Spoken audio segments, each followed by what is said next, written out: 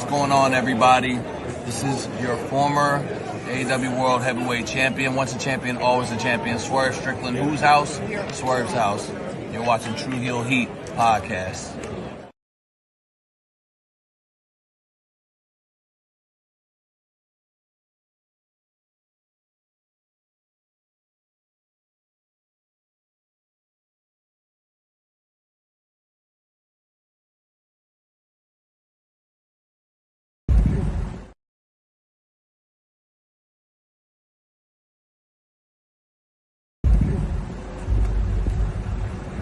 Yo, what up? You know what it is. It's your boy AJ Francis reporting to you live from New York City, the birthplace of hip-hop.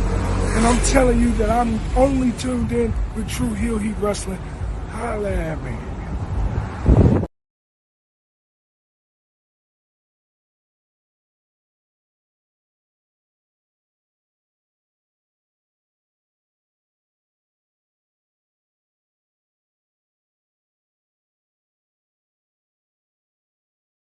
All right, hello, True Heel Heat. I'm the AEW World Champion, MJF. Just in case you're deaf, dumb, blind, stupid, or since you listen to this podcast, or you're listening to True Heel Heat, and I apologize for that.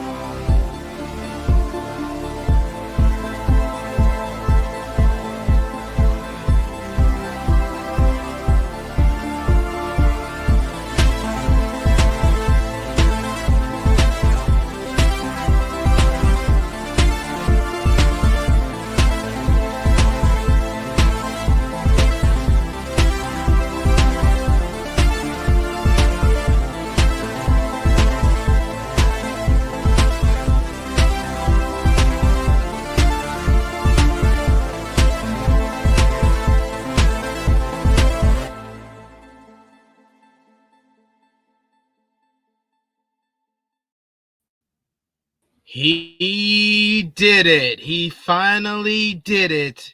And the long nightmare for all elite wrestling is over. The Death Riders have been vanquished. Hangman Adam Page has been redeemed. Hello, hello, hello. It is me, your True Heel Phenom, SP3, and we are live on the True Heel Heat YouTube, Facebook, and Twitter for our AEW All in Texas 2025 review, breaking down last night's show. I'll say night because it started in the afternoon but went into the evening time. Last night's show from Arlington, Texas, the largest crowd in North America for All Elite Wrestling, witnessed one of their biggest and most important pay-per-views of all time. And of course, we're here to discuss it all with you today.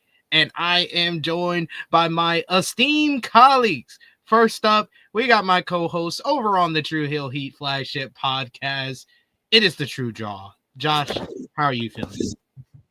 I am feeling great. From the show last night, I understand people were saying that it was long, but hey, at least started at 3. At least started at 3 p.m.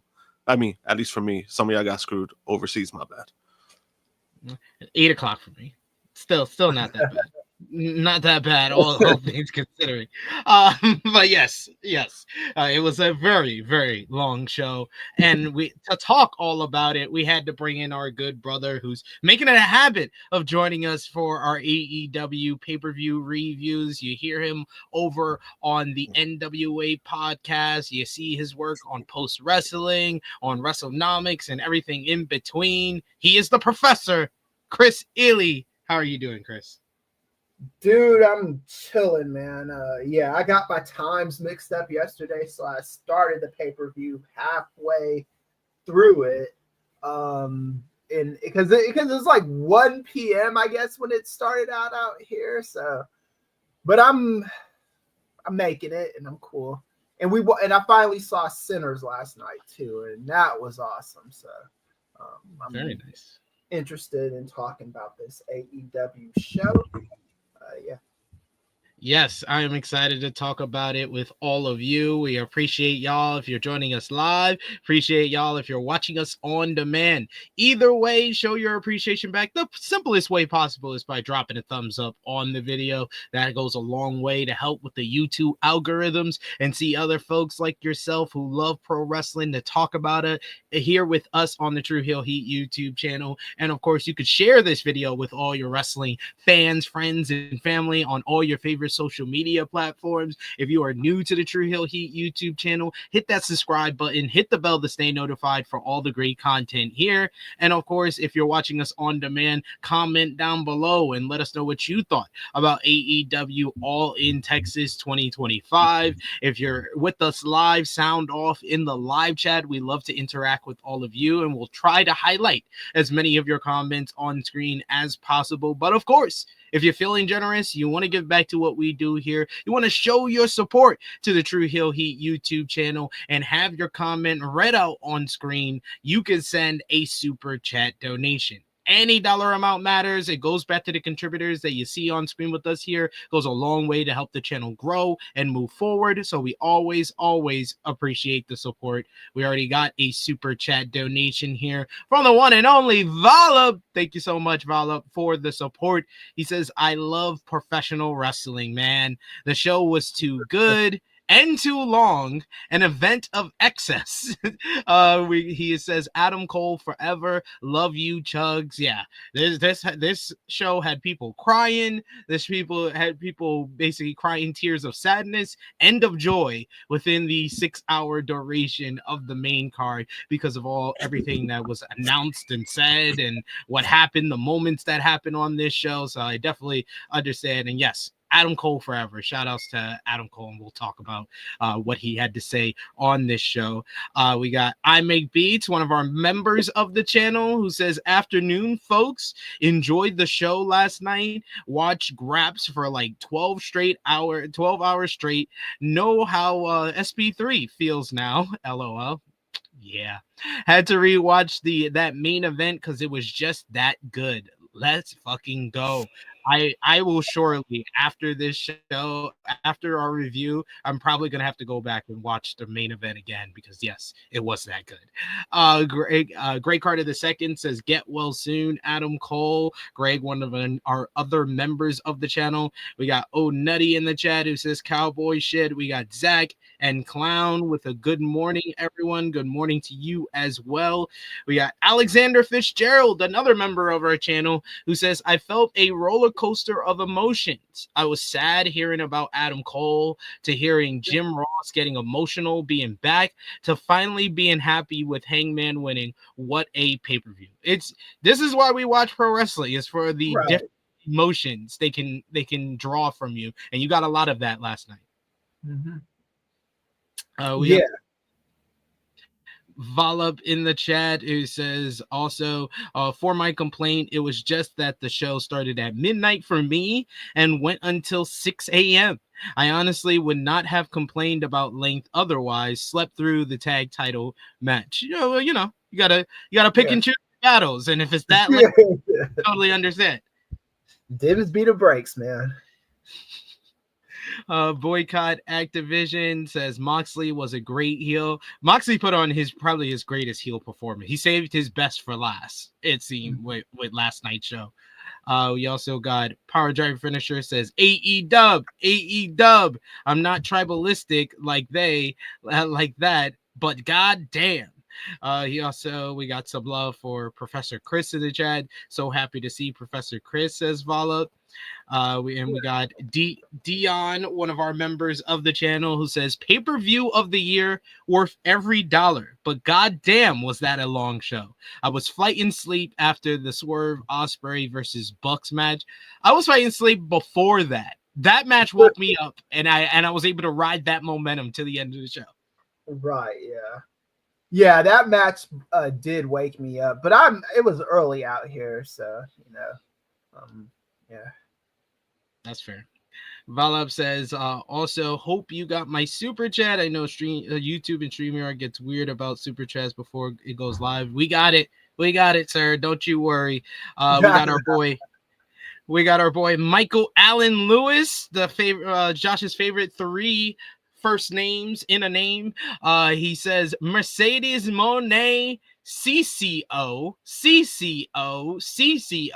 Great job, Merce. Yes. What happened to that creative control? That lasted about for all those who thought she had creative control. We'll talk about man. No, they're gonna move the goalpost. They're gonna say, "Oh, she just put herself to lose because she was trying to beat the allegations." Right? Yeah. The story makes. We'll talk about it. We got Chuck Berries, who's a member of our Patreon, one of our Patreon backers. He says, good morning, THH fam. Great show overall, but I didn't feel a certain way about a certain result on a certain match. And even after sleeping on it, I feel the same way. Well, you'll have to let us know or send a super chat and let us know when we get to that matchup for sure, Chuck Berries. Boycott Activision says, checked all boxes, cut a promo from a mountain, found myself, and Mercedes booked herself to lose. check. He says go found himself. Yes, you go find yourself. Great callback. Corny, but still great. Power Jet Finisher says, thank you, Mercedes, for booking this show to perfection with creative control. We got to thank Mercedes Mone for everything creative in this company. She's doing a great job. Great job. Davion says, what's up, men? Mox fans, where y'all at now? Cowboy reign supreme. Yes, I had so much pleasure messaging Jimmy Macaram, who of course wasn't watching the show, and just saying, you were wrong. I got to text him that twice because he was 100% on one matchup and that was wrong. And then he was 96% on another matchup and that was also wrong. So I felt so much joy to message him. You were wrong. We got also Goku, who says, for once the internet wrestling community agrees that AEW All In was better than the WWE pay-per-views. The sad part for me, and I said this to Josh in our True Heel Heat chat last night, it just felt like WWE didn't even try it. No, that was my whole thing too. It was like, it's just like they're throwing shit at the wall to see what sticks. And AEW, even the bad pay-per-view where Swerve lost to Moxley, I can see on a meta level why they thought that was a good idea. And now that the pieces are coming together, it was probably a good idea to sacrifice that show. But yeah, WWE is not great at the moment. It just ain't. No. It's like, I don't know how any other way to describe it except for like Top Guy JJ yesterday on the coasting. Yeah, that's the yesterday. Yesterday on the podcast, Top Guy JJ acted like I committed a war crime because I talked about WWE this week. Oh my god! What? Yeah. I mean, they always have news, so it's something that we always got to talk about, right? But with them, it's just more they're coasting. That's the problem. Yeah. It feels like that they're on autopilot. They're not really caring about the destination because they care about the brand itself. They're like, they want to go to places that they've never been to, or trying to sell out places and trying to make the most money. Right now, all they're doing is they're just trying to branch out their brand, by any means necessary, and it's hurting their product. Right. Yeah, I actually think they are coasting. I definitely agree with Josh with that. They're past the kick push part and they're just on the coast. But I will also say that the booking on some of these shows has been on par with some of the shit that I've seen Vince has done in WWE. A lot of it lately. Yeah. A lot of it lately. I said, remember, I said this Yeah. on the Netflix premiere. I was like, that Netflix premiere was the Like first the Met sign Show. that he's pulling out the archives of the Vince McMahon booking, pretty much. Yep.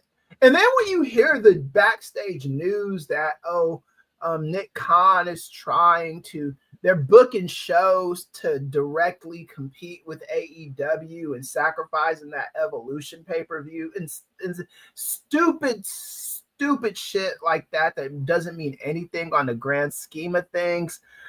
Then you start understanding why the booking in WWE is suffering, man. Like, and I'm looking at these guys like Aleister Black and what's his name, Rusev, and like, are you happy with the decision that you made? Oh yeah, they're happy. They get paid and they get to be where they want to be, where everything's controlled for them. I don't think it's a thing of oh, this company is having a better year, now I regret my no, they're happy because they always wanted to be there. Okay, because that was a thing. So I thought the whole thing with those guys was just wanting TV time and all that shit, but I mean, no, hey. I don't even think it was that. I think that they always wanted to be in WWE. And then remember, those were guys that got released. These are not guys that made the choice to come to AEW, like a Tony Storm or Bryan Danielson and stuff like that. Yeah, so. But well, the thing with Rusev though, is he was one of the guys when WWE was offering those asinine contracts because they wanted to keep guys when AEW was first becoming a thing. He turned down the like, because what they were out offering some insane money to talent, and he was like, nah, I'm good. And then he got released like the next year. So I thought it was a lot of it was his doing as well, but you know. Well, he didn't want to lose in AEW. He did not want to be in AEW. It's quite obvious in retrospect. We got a super chat donation here from our boy Alexander Fitzgerald. Thank you so much, Alexander, and great to see you in the chat with us today. He says AEW nailed it with the big time feel this year and still showcase what they are known for. And that's having great matches. All In is their WrestleMania, and it felt like it. Agreed. Yeah, I agree. We also got Michael Allen Lewis with another super chat donation. He says the first third of the show was the weaker part of the card, but the last 2/3 was fire. Yeah, this was very much booked like a New Japan show. It was like as the show went on, it was gonna get better because they front loaded with all the stuff that were kind of the weaker parts of the show. And I think that the announcement by Adam Cole really took the air out of the room and they didn't recover for like another 30 minutes. Right. Yeah, that announcement by Adam Cole was just so gut-wrenching just because of what he's already gone through in the last calendar year. And I don't think a lot of people were prepared to hear that, you know. So that's always going to be a gut punch. Yeah. We got a fourth person joining us today. Are you ready to come on? Give me the thumbs up in the background. There we go. He is live from on vacation. Top Guy JJ. How are you doing, sir? You might want to flip it this way. I don't know if your phone rotates. Yeah, I think. Let me try that. There you go. There you go. Perfect. I'm still sleeping, but I'm good. Jeez, that was a fucking long night of fucking wrestling yesterday. My God. But it was fantastic. And I laughed so much from 9 to 10 because of the fucking clusterfuck that was Saturday night's main event. Yeah. Hey, Can don't you say blame that me too. Don't say that for- too loud, Top Guy JJ, because you're gonna have people arguing with you that you're just on the high of All In. That's why you didn't like it. Instead of just Right. no, it was they did not even try. Nothing happened. Yeah. Can you blame me for accusing you of a war crime yesterday after what we got yesterday from that spectrum? You would have thought I committed a war crime when I said nothing happened on the show. Nothing happened on Saturday night's main event. You would have thought I committed a war crime. Because less than nothing happened. They didn't try. Yo, They did not try. They literally did it, yo. Like, holy shit. Yo, they You know even who cut tried off. the hardest? They even Goldberg. cut off. Yo, they even cut off his Goldberg speech. tried. They cut off his speech. Goldberg had like a 6-minute match. He had a 10-minute match. 10 minutes took was shown. bumps. So he probably had like a 13-minute match. This is the longest match took he's had bumps. since 2003. He took bumps. He took chops. He took clotheslines. He got put to sleep. He tried. That man tried. Only person who tried last night from them. We do have another super chat donation here from Alexander Fitzgerald. Thank you so much, Alexander, for the support. He says all the counter programming from WWE and majority of people were talking about All In. It backfired so bad. And that was the main topic of yesterday's flagship podcast with us. We asked, is the WWE counter programming AEW backfiring? And when you're just doing it for doing its sake and you're not putting in a good effort in it, yeah, it is going to backfire. You should know it's going to back. It's basically a sacrifice to have it backfire. Yeah. When you're like doing that kind of shit, like chasing cool and chasing algorithms and stuff like that, it's never gonna like work out for you, because virality comes naturally. It's never the thing you expect it to do. So when you do this kind of bullshit, just trying to cock block the other company because you feel a way about them existing, then it's gonna like make a stale product. That's just a fact. Yeah, I think and talking about the success of All In, Evolve talking about, I think by the end of it they did make it to 30K too. I think they had the last count that I saw, it was at over 28K. So they did the number that I said months ago when me and Josh would talk about it on the flagship, or even when I was with Jimmy on AE Ramble. I was like 25 to 30K should be the goal for All In, and they were in that range. They were in that number. Yeah. So it was a very successful show for them. They did an over $3 million gate. We'll see how the pay-per-view buy rates are going to go. Right. But Tony Khan on the post media scrum said it was the highest pre-orders they had for a pay-per-view of all time. I'll say this. I watched it on YouTube for the first time. I didn't even know they were showing AEW pay-per-views on YouTube now. It was such a smooth watch. It was so, like, I've complained and bitched and moaned about the what's the other shit they used to do. And I used to work for these people, and I can't even think of the name of BR? Bleacher Report. Yeah, Bleacher Report. Bleacher Report, Thriller. Yeah, I watched it on Triller, and it was a smooth sailing there as well. Yeah, so. I ordered mine off of Prime Video, and it was perfect. Yeah.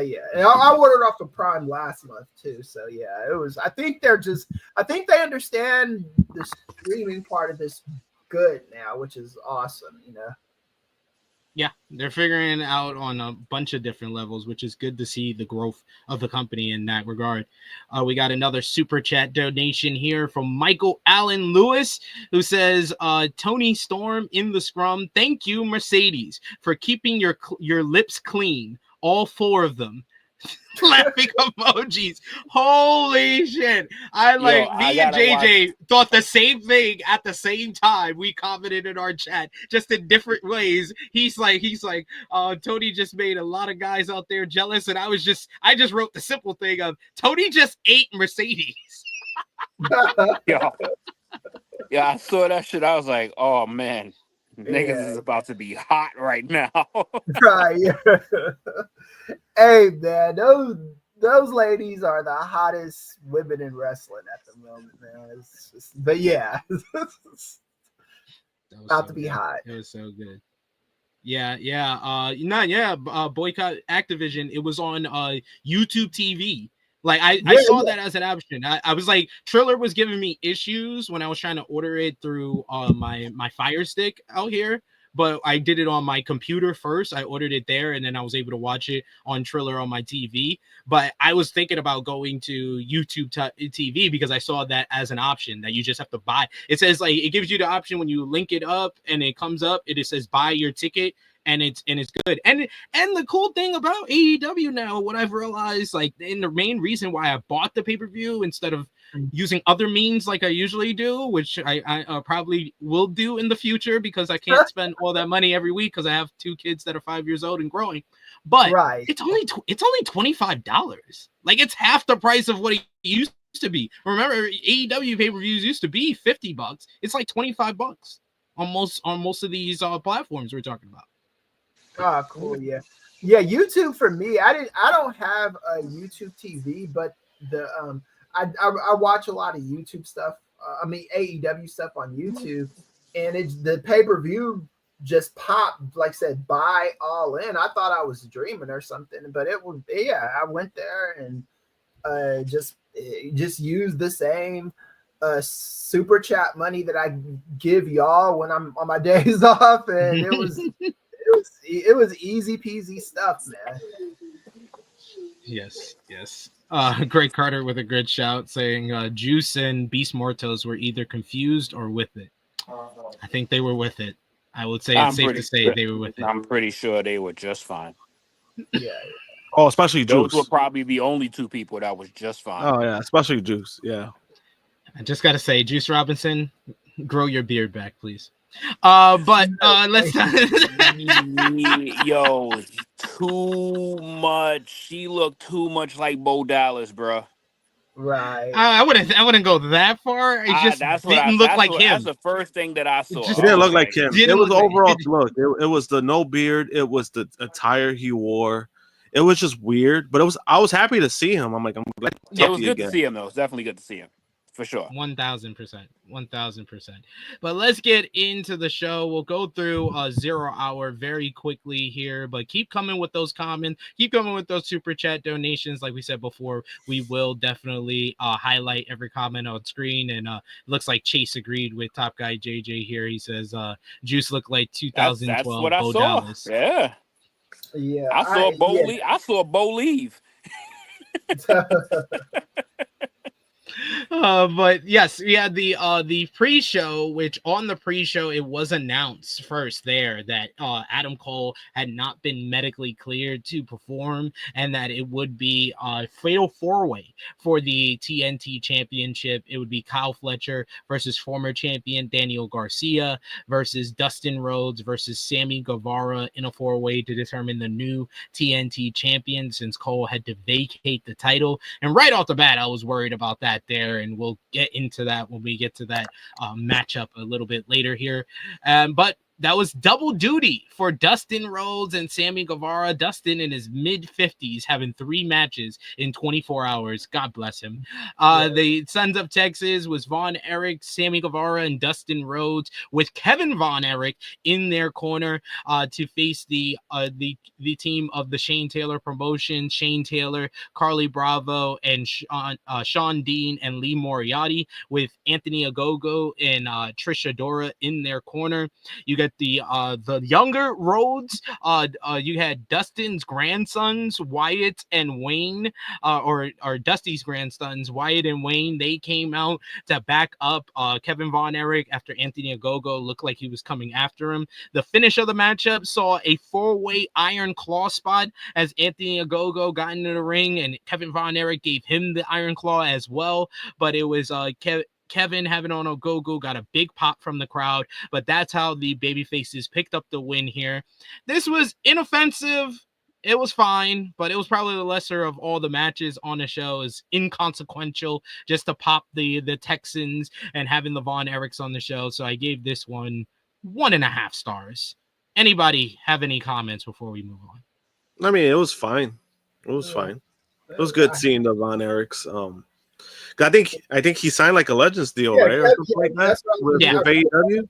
In one of the publications that he signed a Legends deal. So hey, get that money, man.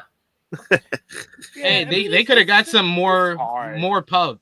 They could have got some more pub if they announced that early, because the Iron Claw is still relevant in because the Hollywood Reporter did a story on it when it was announced, but Dallas locally did not do a story on it because it was announced too late.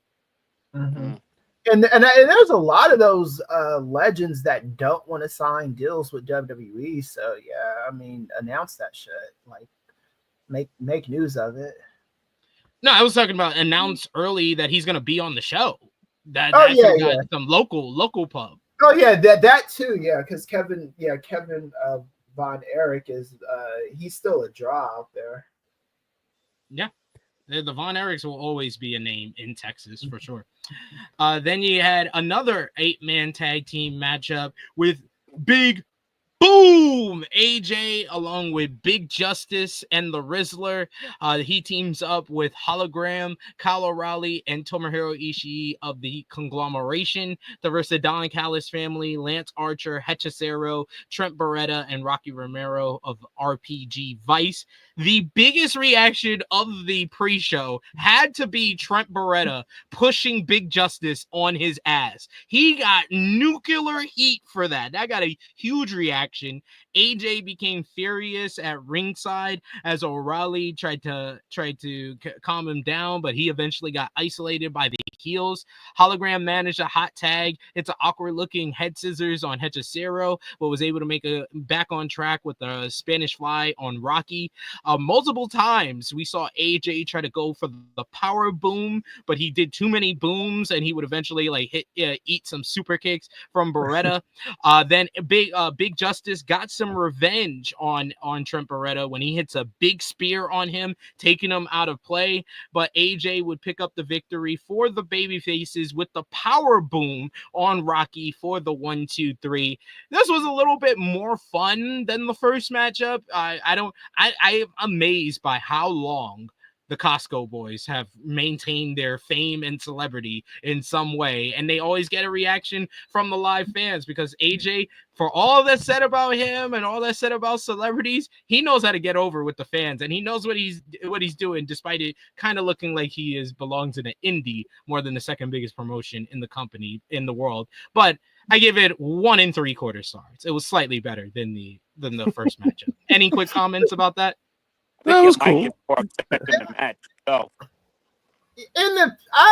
This celebrity placement is perfectly fine in AEW. It's not in a way that disrupts any of the shit they got going on, or even the pre-show. Come on, really, man.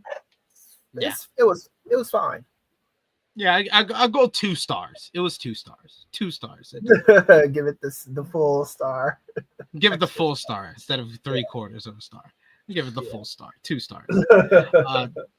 I think Top Guy JJ had to bounce out here. We got, and then the final match on the pre-show was FTR versus the Outrunners in a rematch from their excellent matchup on Collision. What was that? Last Saturday.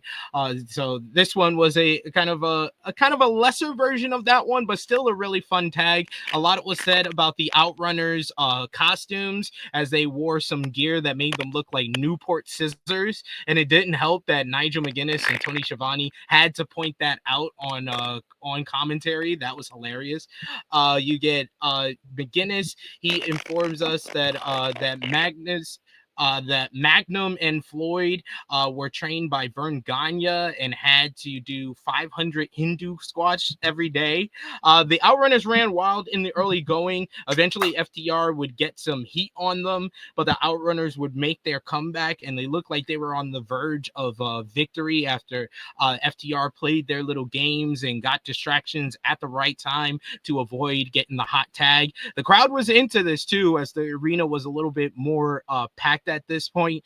They get the son of a bitch elbow, which got a big pop from the fans, but they only managed a 2 count on that. Wheeler crotch Magnum as Harwood nearly stole the win with a schoolboy with a handful of tights, but the finish would come as the Outrunner, as Turbo Floyd chased around Hathaway around the ring, but he ended up with Dax getting a schoolboy and a handful of tights and his feet on the rope, as well as an extra assist from Stokely Hathaway and Cash Wheeler for the 1-2-3, stealing the win from the Outrunners here. I thought this was a really fun matchup. It was worked really well. These two teams just know how to work with each other, and I think the dynamic is really good now. Like last year, they versed in Texas on an episode of Collision, and this was back when the Outrunners were kind of like the heels and FTR were baby faces, and it was a good matchup, but the way they've worked together since the dynamic change, with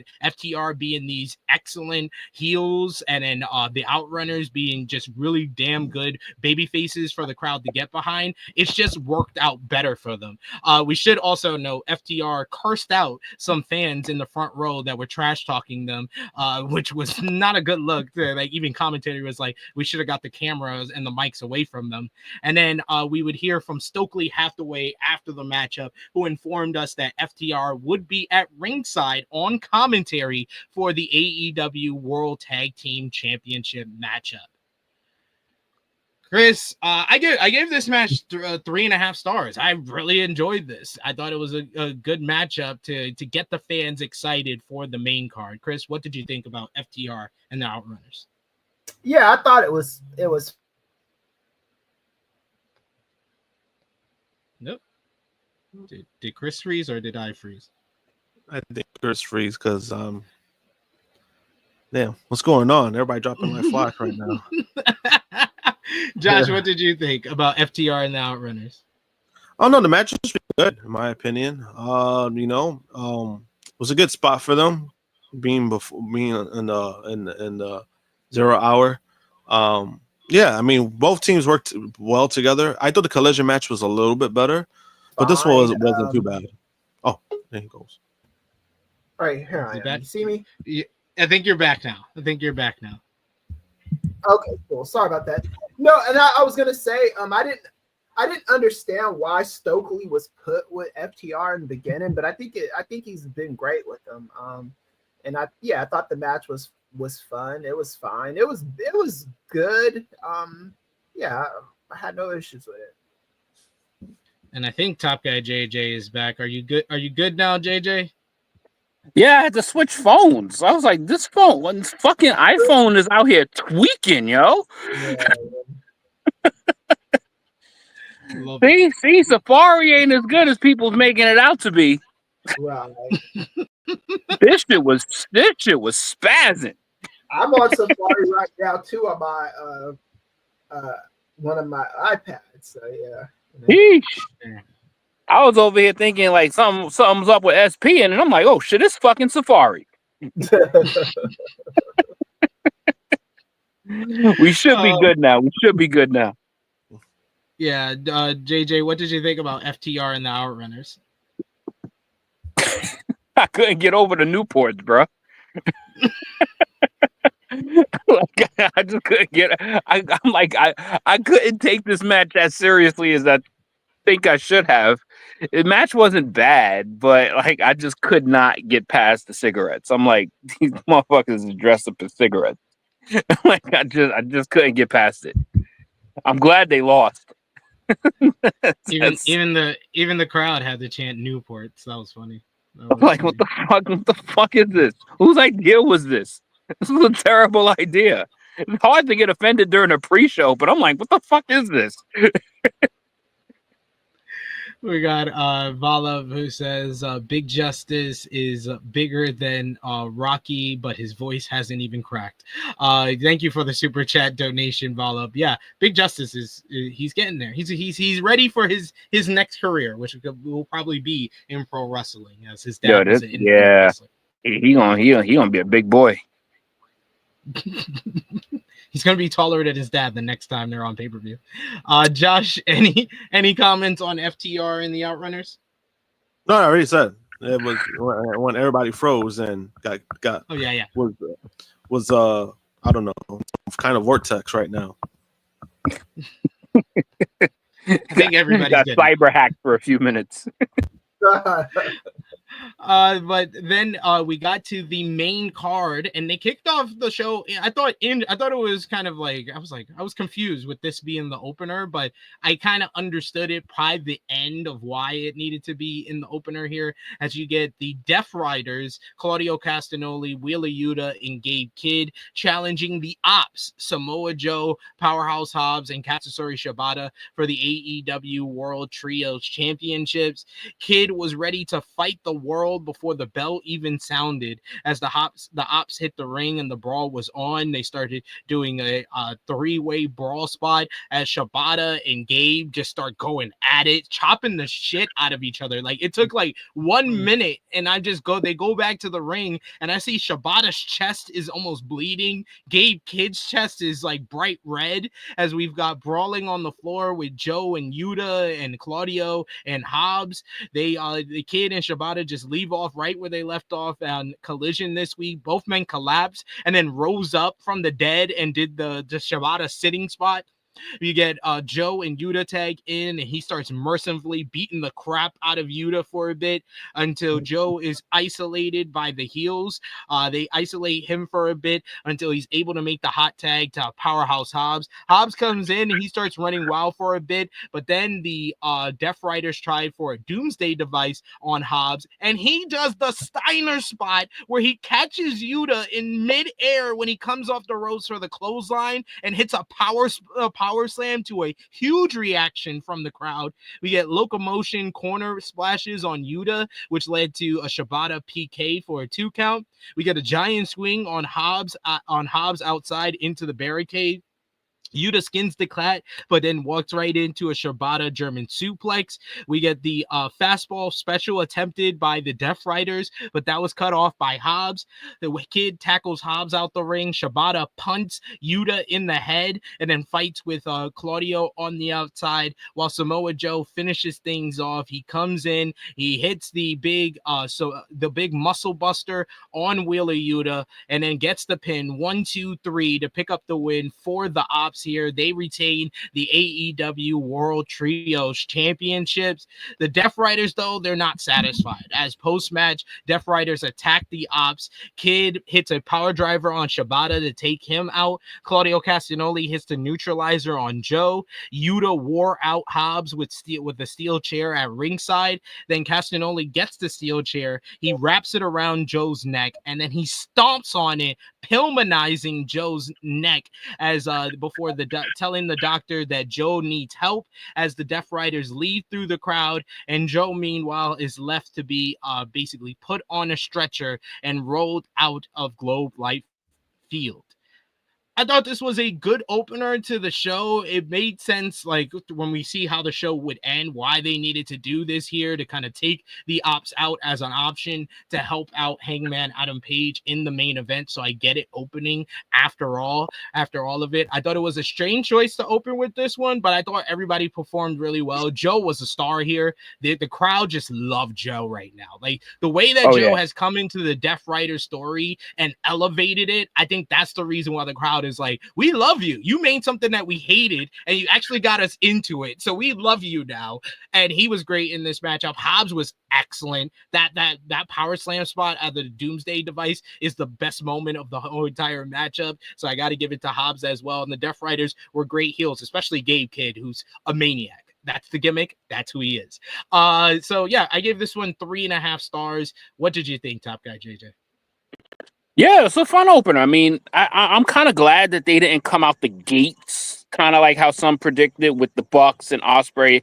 I'm kind of glad that they went with the soft open. I'm glad because people still filing in. It's a stadium. Yeah. Like, Right. it's going to take people a while to get settled in, the super early start time. So I thought this was a brilliant move to just kind of have the soft open, and it was fun. It was cool. It was a good opener. Fun spots. I think this is the first time I'm ever seeing Samoa Joe get carried away in a stretcher in his career. This is the first time I'm ever seeing that. So, you got some shit to carry over. And then, as you stated earlier, I do think that this was a good way to kind of like neutralize some of the Avengers for what was to be. But no, this was fun. You got your moments. You got to see your Gabe kids brawling with cats. Like, nothing crazy, but it was cool. I gave it like a solid 3 stars, like 3.25 stars. Like, it was fine. Nothing wrong with it, but yeah. Professor Kris, what you thought? Yeah, I gave it a three stars also. I also did think that the post-match stuff was, I mean, if you thought that Hangman Page was going to lose before this pay-per-view, if you saw the post-match shit, it told you what was going to happen. At least to me it did. I was like, okay. I see, and I'm not even saying it's a bad thing, but I'm like, okay, I see the trajectory of this. So yeah, it was fine though. Josh? The match was fine. I like, at first, I kind of felt the same way where it was like, oh, going with this match to open the show. All right, cool. Like I would have done something better, but because of the angle that they were going for, it didn't make sense to take some out. So I didn't mind it too much, and the overall match was actually fine. Some guys had some big moments. Power Hobbs, same thing. I've always thought the guy's always been good, and him being put with them, I think has helped him a lot as well. But overall, the match was fine.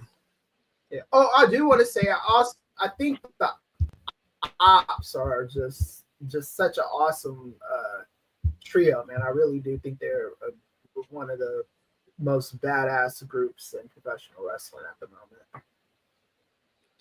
We got another super chat donation here from Chuck Berries. Thank you so much, Chuck Berries, for the support. He says, at the end of this match, I thought, well, this hooks opening for a return. I'm kind of second guessing myself, having woken up today and had thought about it. Hook is currently still recovering from a concussion, and as we would see later in the night with Cole, concussions can take any number of time to get. There's no time frame. There's no timeline. Yeah, and Hook was on the Wrestling Observer a couple of weeks ago talking about that. So just temper expectations for his return. Yeah. I think he's currently filming a TV show as well. So yeah. Those aren't nothing to play with, man. Seriously. We got Big Man Does, who says, yeah, they sprinkle sighs of relief throughout the show in the pre-show. Yeah, they made slowly but surely you started to realize, like, oh, it's gonna happen. As the show got, but were still tense by the opening bell of the main event. But then you get the next matchup, the second match on the card, which I think if I was booking, I would have made this the opener instead of the 6-man. Like I said, I understand why the 6-man was there. I think you could have just swapped these out and still made the 6-man the second matchup, and I think it would have had the same effect. But because it's still early on in the show. I get it, because it was still early on. The men's casino gauntlet number 1 spot was, of course, Mark Briscoe, and number 2 spot was MJF, who had the big entrance. He had Rainfall Pyro coming out with a new Hurt Business S robe, and then had his flag come down with MVP in his corner.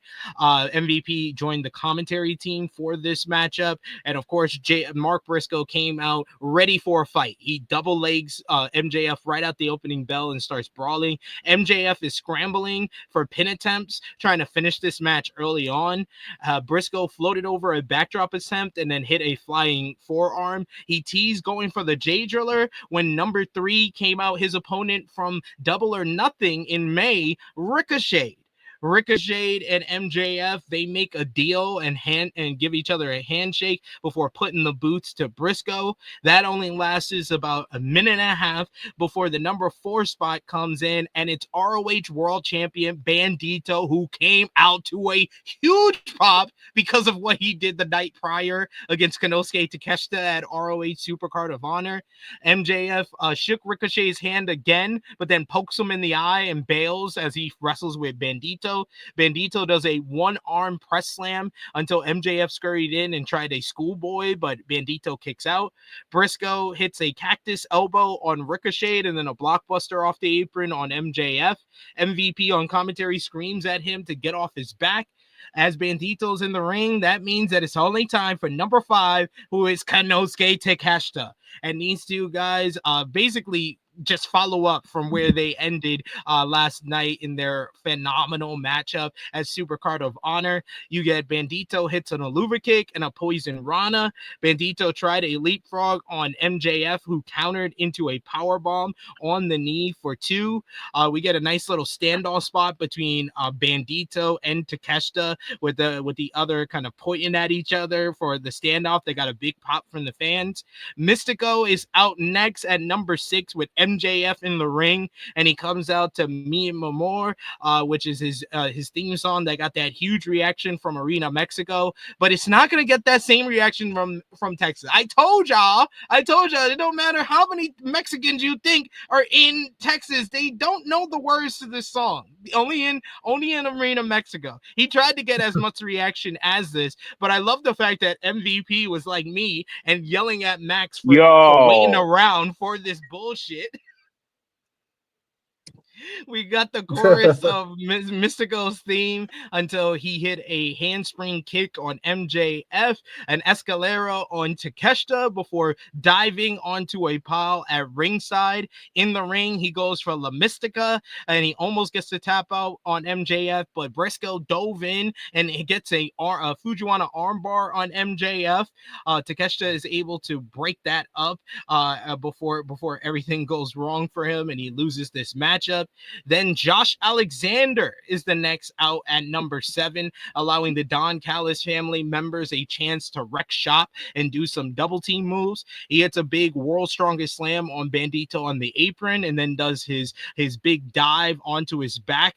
But Takeshita then does a somersault dive onto a pile of superstars out on the outside. Anthony Bowens is in next at number 8. He immediately hits a float over DDT on Alexander and a Faymaster on MJF. Ricochet missed a roundhouse as Bowens hits a spinning reverse torture rack slam.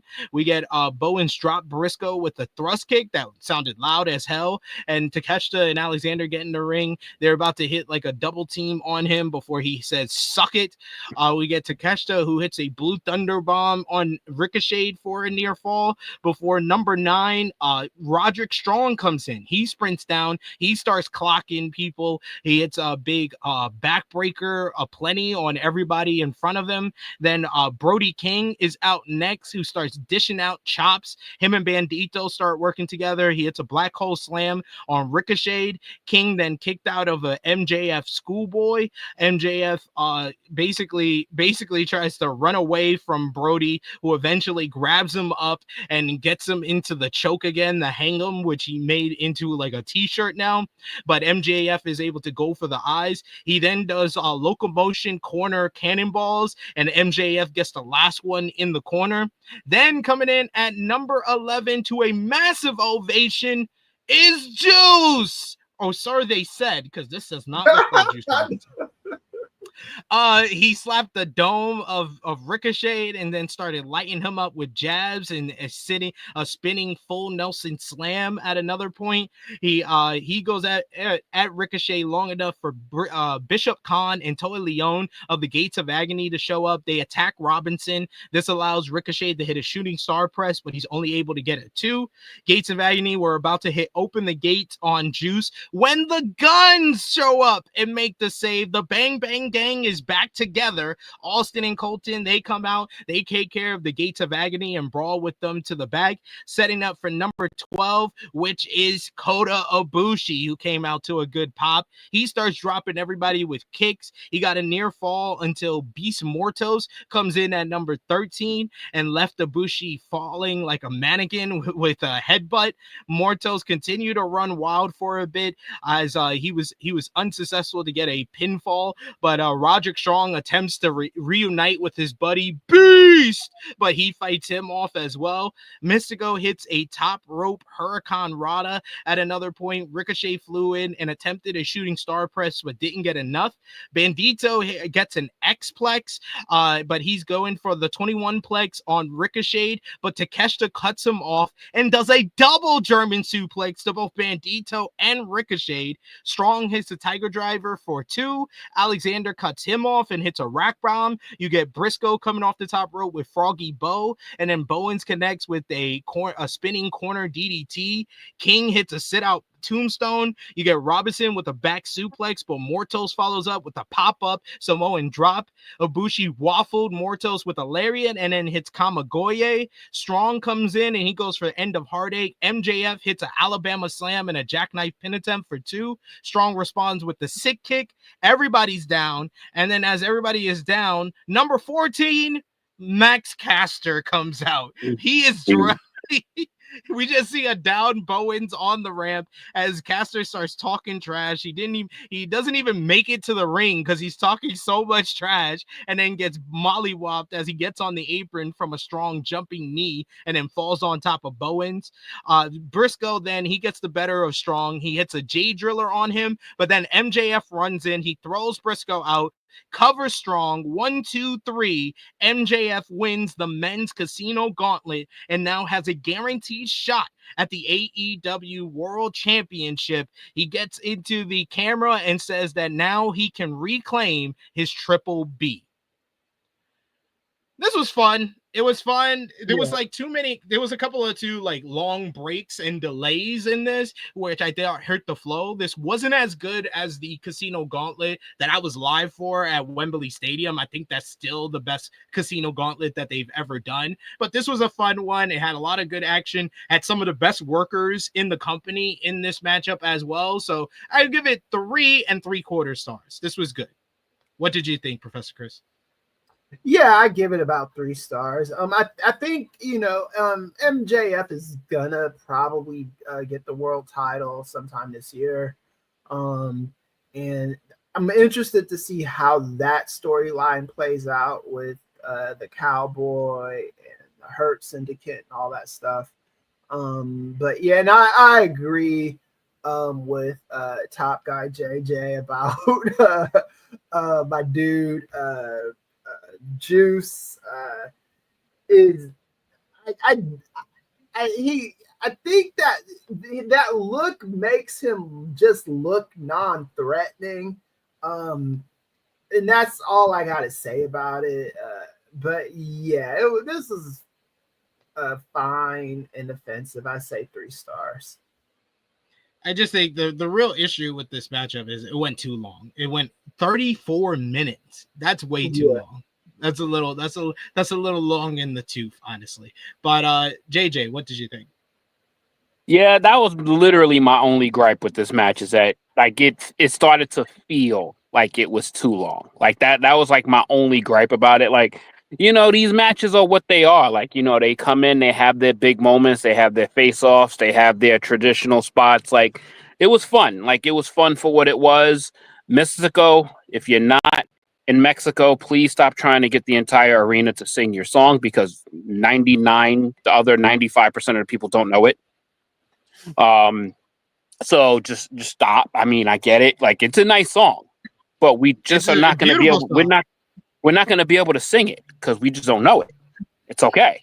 Like, yo, and I was so with MVP. This part of the match I love. This MVP is, yo, stop waiting for all of this sentimental shit and just kick his ass. Like, yo, I loved MVP during this commentary because he was talking like, I was like, yo, what the fuck are you watching this for, bro? Like, go whip his ass. You're part of the Hurt Syndicate, homie. Fuck you watching him celebrate for? So, and that shit happened. And, I'm glad that he recovered because, he had an early little mishap, but then he recovered. He recovered nicely. He's gotten a lot smoother. So I'm appreciating that Mystico is getting a bit smoother in the ring. So that part is working out really good. It was good to see Juice, regardless of what he looks like. It was good to see Juice. Even though I believed for like 10 seconds, I believed. Bro, he had the suspenders on too. Like, I was like, I can't help that feeling, yo. It's a singlet, not suspenders. Come on. That shit. I mean, he had pants on, so it looked like suspenders. But it was fun. It was good to see him. I was praying that the match was going to come close to a close when I saw Max Caster because I was like, all right, this match, no, he doesn't. I was like, he either needs to come out and immediately lose, or he never makes it to the ring. And I got one or the other. Yeah. So it was fine. Yeah, I would say like for what it was, I go like 3.25, like 3.25 stars for it. Like nothing offensive, but this is the type of match that you're going to get with a gauntlet. Josh. I mean, the match was fine. It's just I do agree. It went too long. I think that was the only like my biggest issue with it, that it went a little too long. Like I said before, it was great seeing Juice. It's just, man, he needs to grow back his beard like 2 days ago. Like, I guess he went for shock value. He did. Not the shock that you want. Not the shock that you want, but man, I'm just saying. Like, bro, like they say, man, hey, sometimes beards, like like myself, that's why I don't shave it, because I'm gonna look terrible without it. So it's true. That's how it goes. Part of your identity. It's a part of your identity, man. Yeah. You don't want to lose that. Yeah, it's very true. Seems like most people enjoyed this here.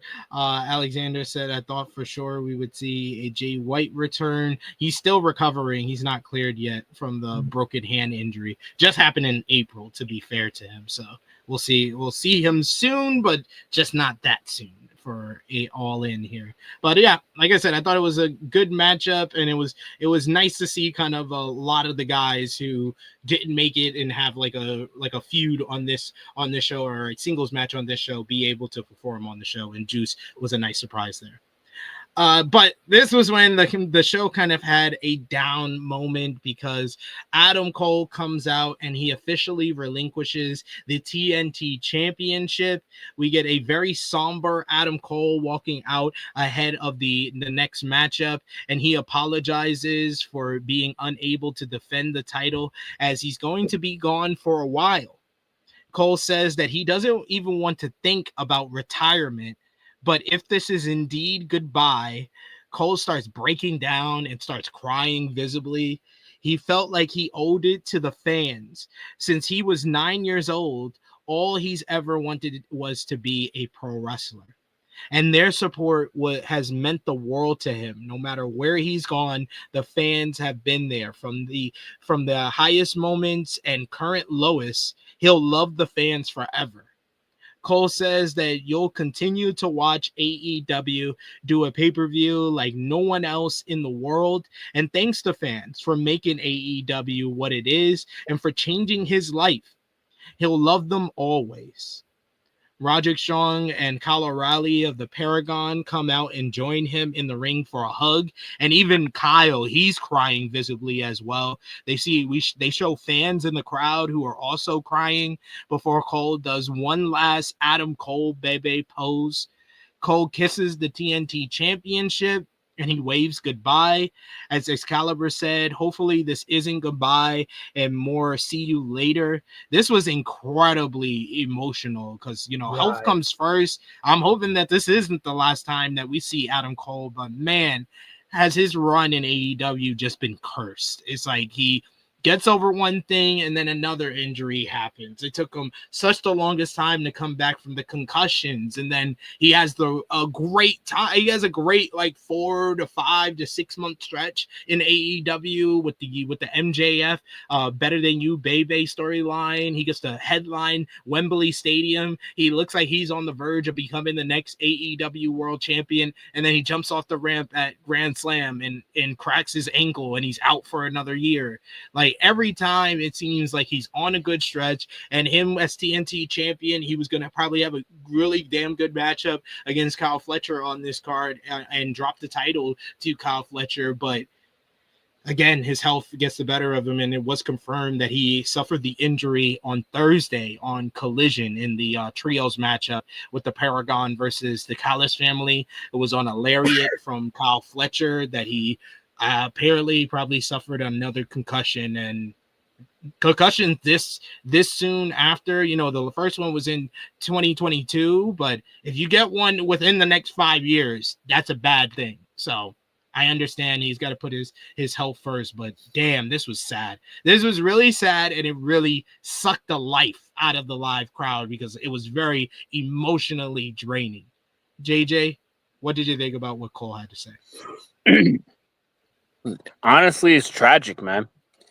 It was tragic because it's like you've seen how many times he's tried to make comebacks from numerous types of injuries, whether it would be like, you know, the ankle injury that you just alluded to. He had the head injury prior to this that he was gone for about half a year, probably a little longer than that. And he was almost, you know, he wasn't sure if he was going to be able to wrestle again from that. And he actually was able to make a comeback, and he was, you know, able to have himself a little run. And to kind of realize what these people are going through to make it through like programs and sequences and matches and things of that nature. And knowing the type of person that Adam Cole is, like, he just wants to give the fans like the best experience possible via him. And that's kind of like why he never went like full out heel, because he kind of still has like such a connection with the people that he doesn't want to just outright lose that and just start shitting on anybody. But like he just didn't have that in him. And then to just have this happen over, and it's deemed, you know, these are basic maneuvers, like something like so simple, like, you know, obviously Kyle Fletcher is a very intense competitor.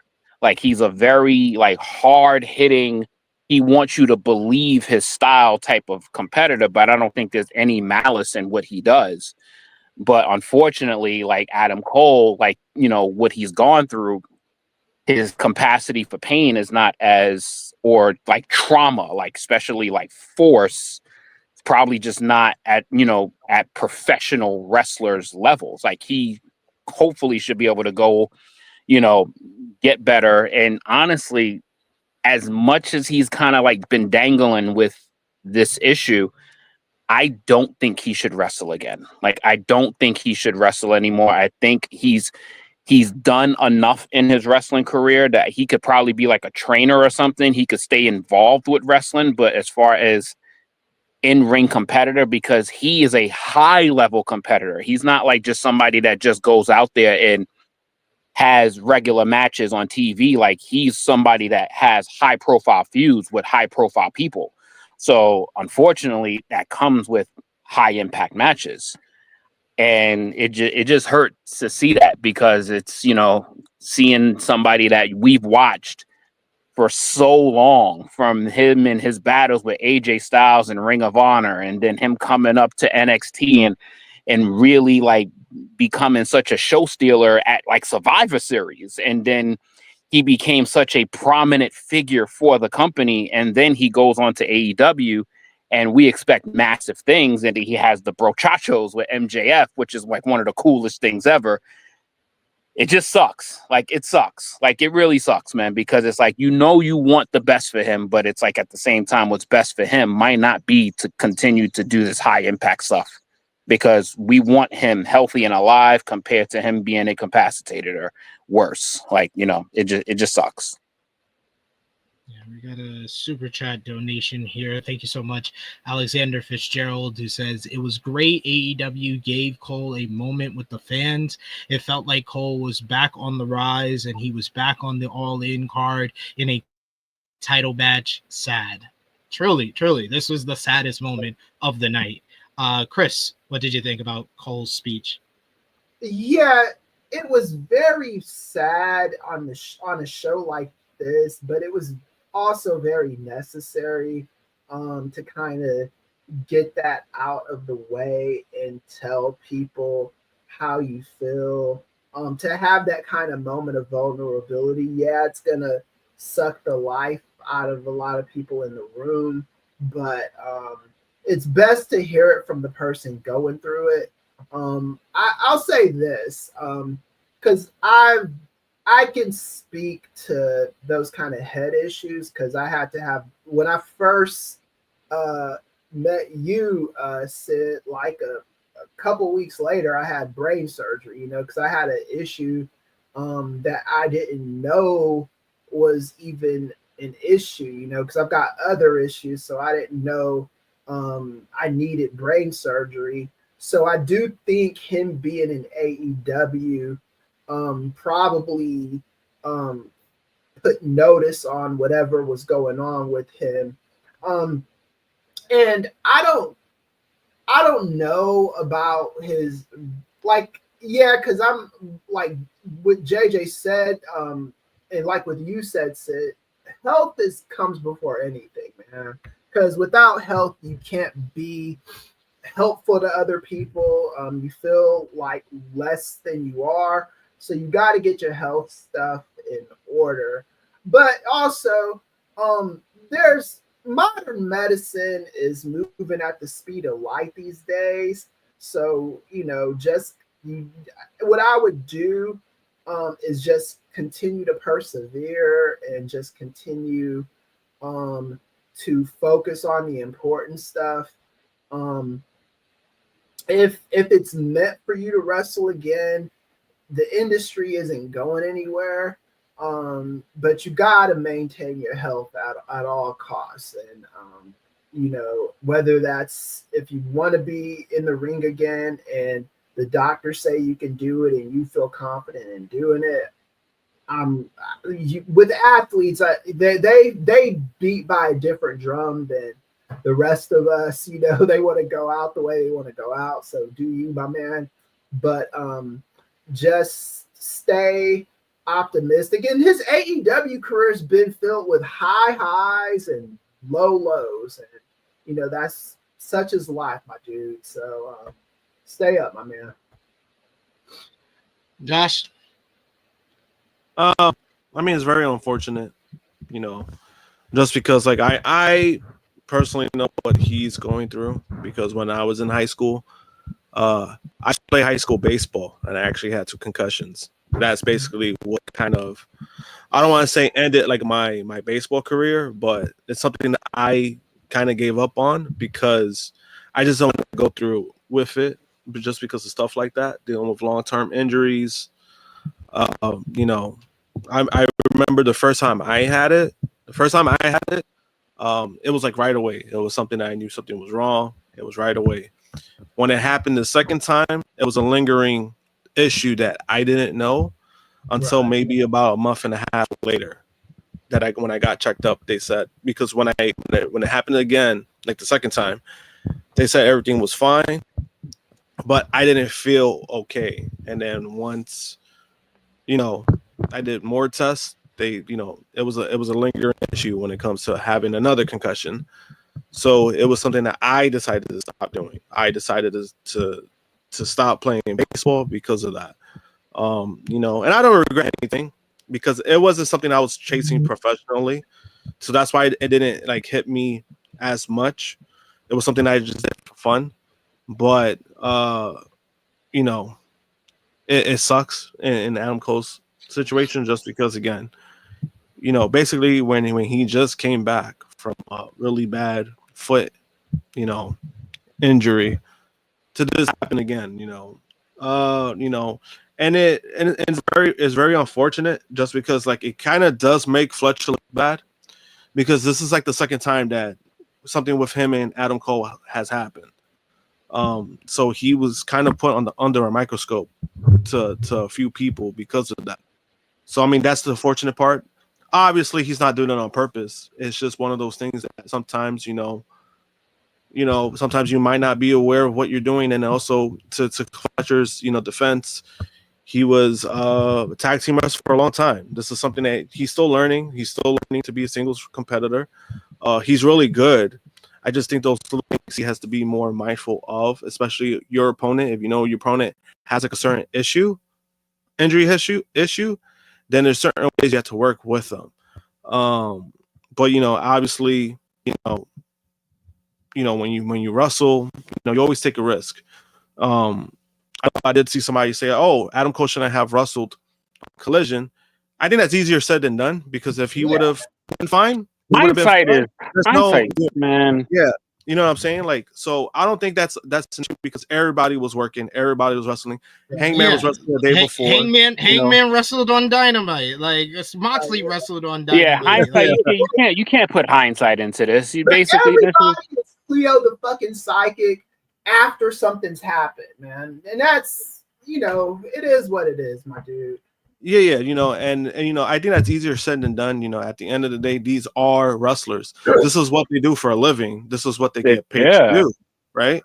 So, overall, I hope Adam Cole ends up being fine because I do know him on a personal level. Also a great guy. Every time I meet him, every time we get to chat, super, he's always respectful, very humbled. So I think he's gonna end up being fine. And even if he does, if he ends up retiring, I honestly don't think he has anything to prove. I think he's proved enough, but if he does decide to come back on his own, I'll be supportive no matter what. Yeah, as someone who like grew up really in my teenage years watching Ring of Honor, he's like such an important person when it comes to like the history of independent wrestling and what would become of like NXT in the mid 2010s to the end of 2010s and his run over there with Undisputed Era, and then what he's contributed to AEW and all the stuff he did in PWG and ROH that helped create an AEW. Like he's such an important guy, and I think that his legacy is really going to be underrated at the end of his career, and hopefully last night was not the end of it. And that I think that if he's healthy enough to do it, he loves pro wrestling way too much to call it a career like this. I think that he'd rather go out on his own terms, and whether that takes a year, 2 years, 3 years to get there, sometimes it may take that long, because we saw a similar situation with Christian Cage. Christian Cage was away from the business for like 8 years before he got back into the ring. So if we have to wait that long, I'm willing to wait for him, because Adam Cole is so important to what pro wrestling is today. Right. And like I said at the beginning, medicine is moving fast. There was things that I didn't think I was ever going to be able to do again. But all of a sudden there's like new, like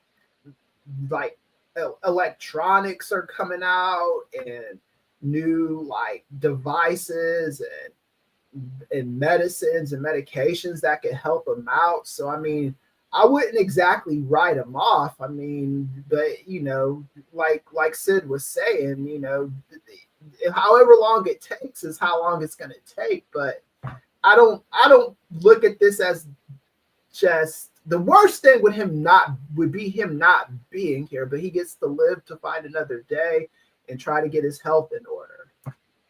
Yeah. What's really on his side is that he just hit his mid-30s. Mm-hmm. So he's got plenty of time to get right. like plenty of time to get right. Like most people that's in their wrestling primes right now are sitting in their mid-40s. So he has plenty of time. So don't rush it at all. Live a life. Get mentally right too, because this shit could get to you when something just keeps happening. And the mental part of it is gonna get the best of him at times too, because it's gonna, can he do this? Can I do this? Is something gonna happen? And let that shit take as long as possible. Like fuck, if he's gone for 5 years, he'd only be 41 years old. True. His time is Still on in his his side prime. when you really think Yeah. about it. Yeah. Then we had the four-way matchup for the TNT Championship. Kyle Fletcher versus Daniel Garcia versus Dustin Rhodes versus Sammy Guevara to crown a new TNT champion. And this crowd was dead for this. Like I said, I think that all the air got sucked out of the room, and the guys were working hard, but there was just really nothing that they could do to kind of change the vibes of this matchup. They tried to have fun. You get Garcia doing his little dance, and Sammy Guevara tries to match the dance with him to not much of a reaction. Fletcher ran through and hit the clothesline on both men. We get Danny Garcia. He starts going crazy with his suplexes. You get Fletcher, who starts isolating Dustin Rhodes for a bit until Sammy Guevara and Dustin Rhodes get figure fours on Garcia and Fletcher at the same time. They rolled through and did a double counter spot, leading to both Fletcher and Garcia doing slap exchange while in the figure four. We got a slugfest ensued until Guevara low bridge Fletcher and then hit a springboard moonsault to the outside. Garcia cut Guevara off in the corner with a superplex, held on and hit another superplex. He went for a third superplex and eventually hits a double 2-on-1 superplex, does Garcia on Guevara and Fletcher there. That was a cool spot there. You get Garcia delivered corner punches onto both men until Dustin was up to hit multiple snap power slams. He hits a destroyer and then a crossroads on Fletcher, spiking him. He sets him up in the corner and he's looking for the unnatural kick, but Garcia first stops him and then says he wants to do it first, so then he kicks him low. Then Sammy comes in and he cuts off Dustin and says he wants to go for the kick and kicks him low. And then finally Dustin Rhodes caps things off by finally hitting the unnatural kick. Garcia ducked a thrust kick, and then Guevara caught Rhodes with the kick and giving Garcia an opening to go for a Boston Crab. Guevara then escaped and hit the code breaker into the GTH, but Rhodes was breaking up the cover for his Ring of Honor World Tag Team Champion partner. They start arguing until Garcia tries a schoolboy. Guevara turns it into a three amigos that got zero reaction from the crowd. He goes for the frog splash, but Garcia gets his knees up. We get a dragon tamer by Garcia on Guevara until Fletcher pulled Garcia to the floor. He drops him right on the apron with the apron bomb. He then hits a suplex on the apron on Guevara. Fletcher wanted a brainbuster on Rose, but Guevara flies in and hits his springboard cutter. Garcia then gets in a snap power driver. Garcia then sank in the Dragon Tamer on Dustin, who countered into an inside cradle. He gets the flash pin 1, 2, 3, shocking everyone, with Dustin Rhodes winning his first singles title in pro wrestling since 2002. Since he was hardcore champion back in 2002, he is your new TNT champion. The crowd, despite being quiet for most of this matchup, they were stunned and then realized what just happened and started cheering loudly for Rhodes, who got a standing ovation from the commentary. Aubrey Edwards presented Rhodes with the TNT championship. He's crying tears. We get Wyatt and Wayne Rhodes, who come out to celebrate with their uncle, as well as Ross and Marshall Von Erich. They host Rhodes on their shoulders, and this turned into a really cool moment. Despite my feelings about the Sons of Texas, where I don't understand why 55-year-old or 56-year-old Dustin Rhodes needs 3 titles. despite my feelings about that, this was a nice moment and something that they needed after the Adam Cole announcement for sure. Top Guy JJ, I know you got to run, so let everybody know what you thought about this matchup, and then you could sign off. Also, I'll do the next match as well. Okay. But obviously, uncovering everything, it's much more understandable. Like, it's much more understandable. One, give Dustin Rhodes something that he has been in the company since pretty much day one. And you can't really reward Kyle Fletcher for the injury that he potentially caused with the championship. So, politics is probably going to play some type of part in that too, which to a degree, you can't be hurting people. But I'm not going to rate the match because I don't think it's not, I'm not going to rate the match. It's not because obviously everybody. I give the match 2 stars. I give it. Yeah, 2 I'm not going to rate it because at the timing of the match, there's no way I could get like fully invested in a wrestling match. And especially if it's not like there's no build to this match. This shit was just thrown together.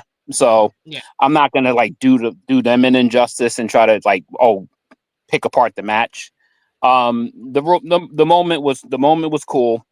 I do think he definitely deserves it. So he got it in his hometown. I don't expect this run to be long at all. Like I said in the chat yesterday, I expect this run to be 5 to 12 business days. I don't expect this run to be long at all, but he got it, and he got it at home. He got to celebrate it with his family. And I think the people, after getting what they got from Adam Cole and that feeling, they kind of needed something to get them back involved in the show.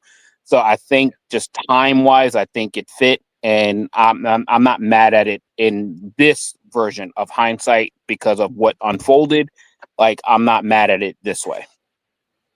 Yeah, and I had to recap the matchup, chilling with Chase, because I know a bunch of people that probably needed to get a breather after the Adam Cole news, and we're still recovering as this match was going on. So I had to recap everything to let y'all know what actually happened.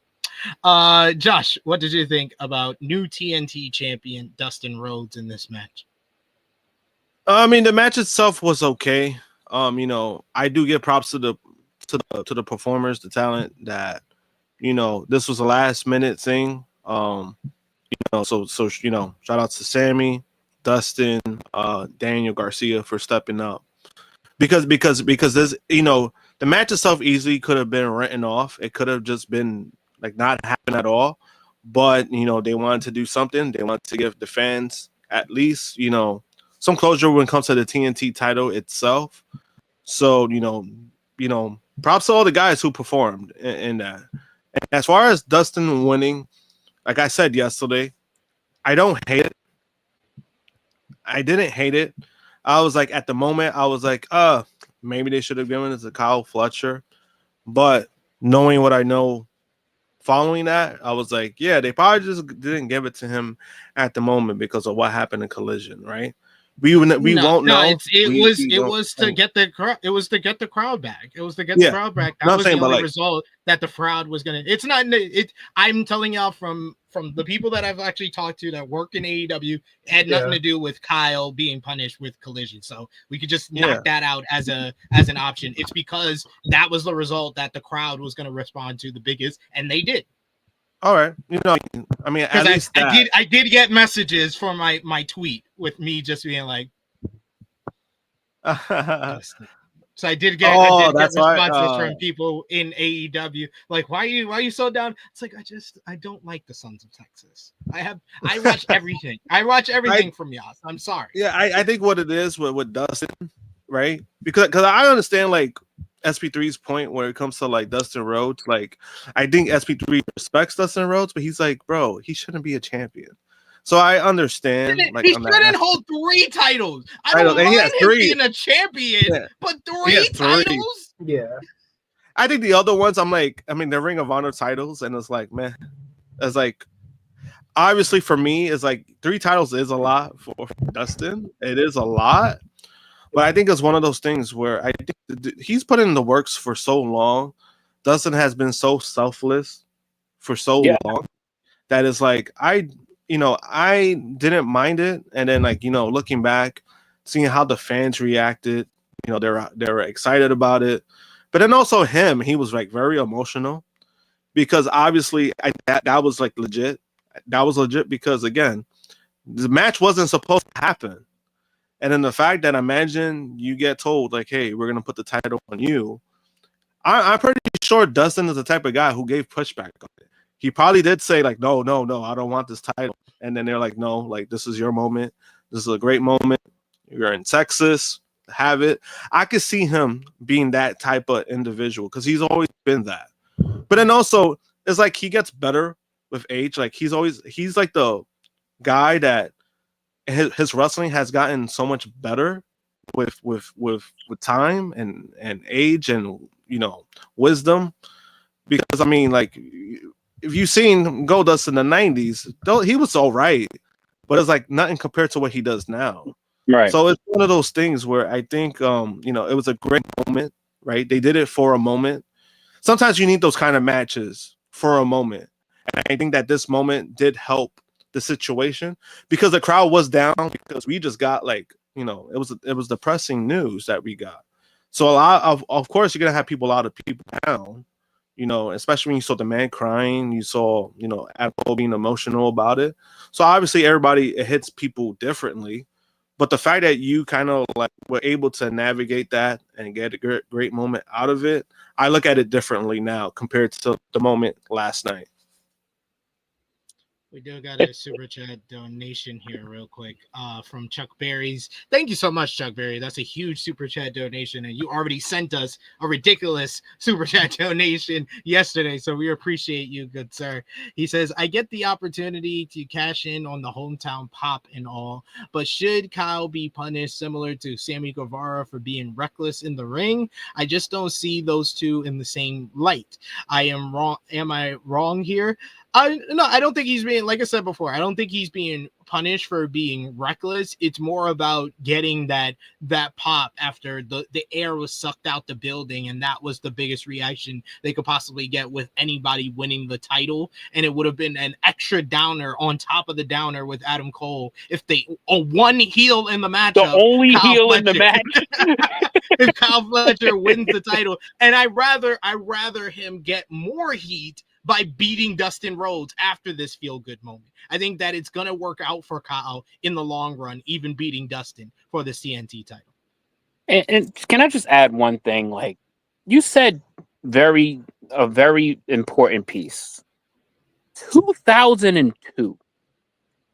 This man has been unrewarded with singles championships for 23 fucking years. Like, Jesus, let the man have his time to shine. Like, 23 years, that's more than most people probably in this chat's been alive for. And he finally gets his hands on a singles championship after he basically put on a match of the year candidate with his brother at Double or Nothing, the OG, and he was unrewarded all of that time. Like, come on, like, it's fine. It's not gonna last long. Let the man have his moment. He got the moment, and I'm actually more happy for it now. Kris? Right, yeah, I'm with JJ on that too. Here's the thing. I think, like you said, you can't have Kyle Fletcher winning the match, being the only heel in the match after such a gut-wrenching message from Adam Cole earlier.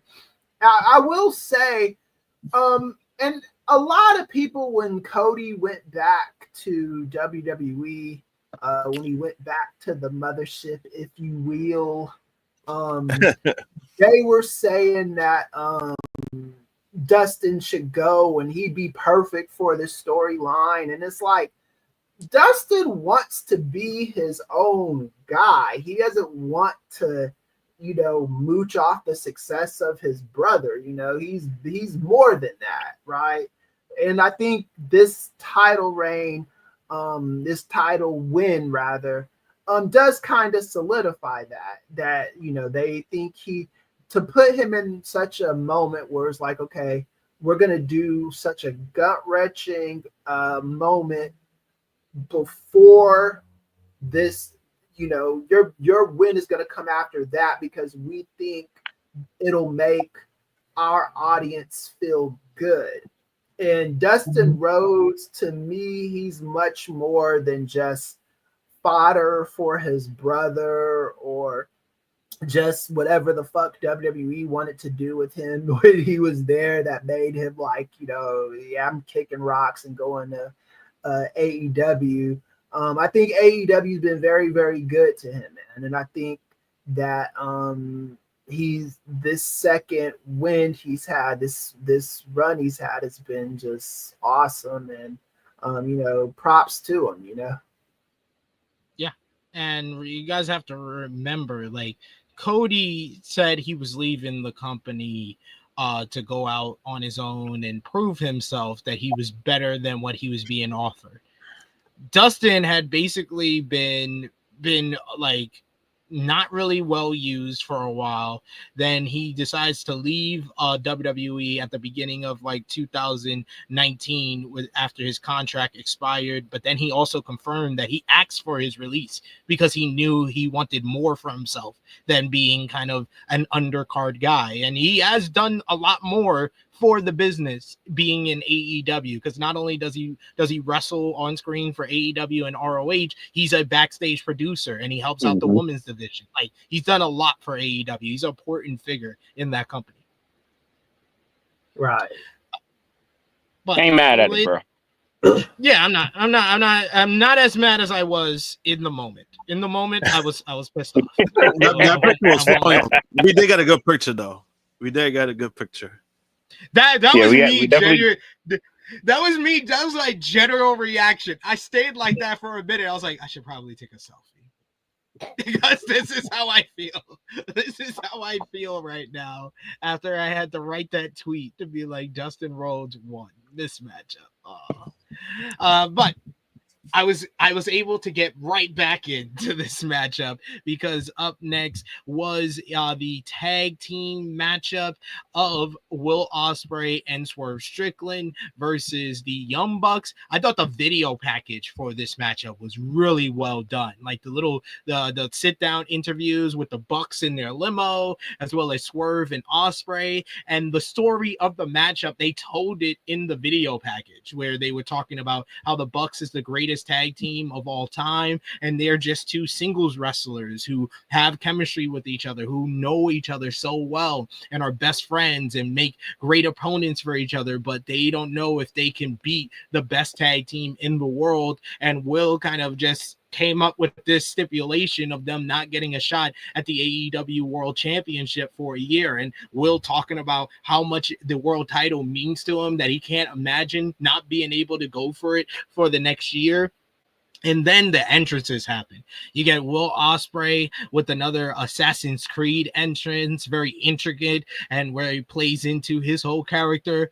But Swerve Strickland has a candidate for the best entrance of the night, because we got JoJo Offerman, Mrs. Bray Wyatt, who had fireflies on the video wall as she is singing Shaka Khan's Ain't Nobody, which used to be Swerve Strickland's theme song on the independent scene. It was something that he was identified with, to the point that people wanted him to have that theme song when he came to AEW. Great stuff. I thought this was such a great touch here, and JoJo getting the opportunity to show off her singing ability, looking amazing as well. Great moment here. Swerve gets a big ovation. Ospreay gets a big ovation for their entrances.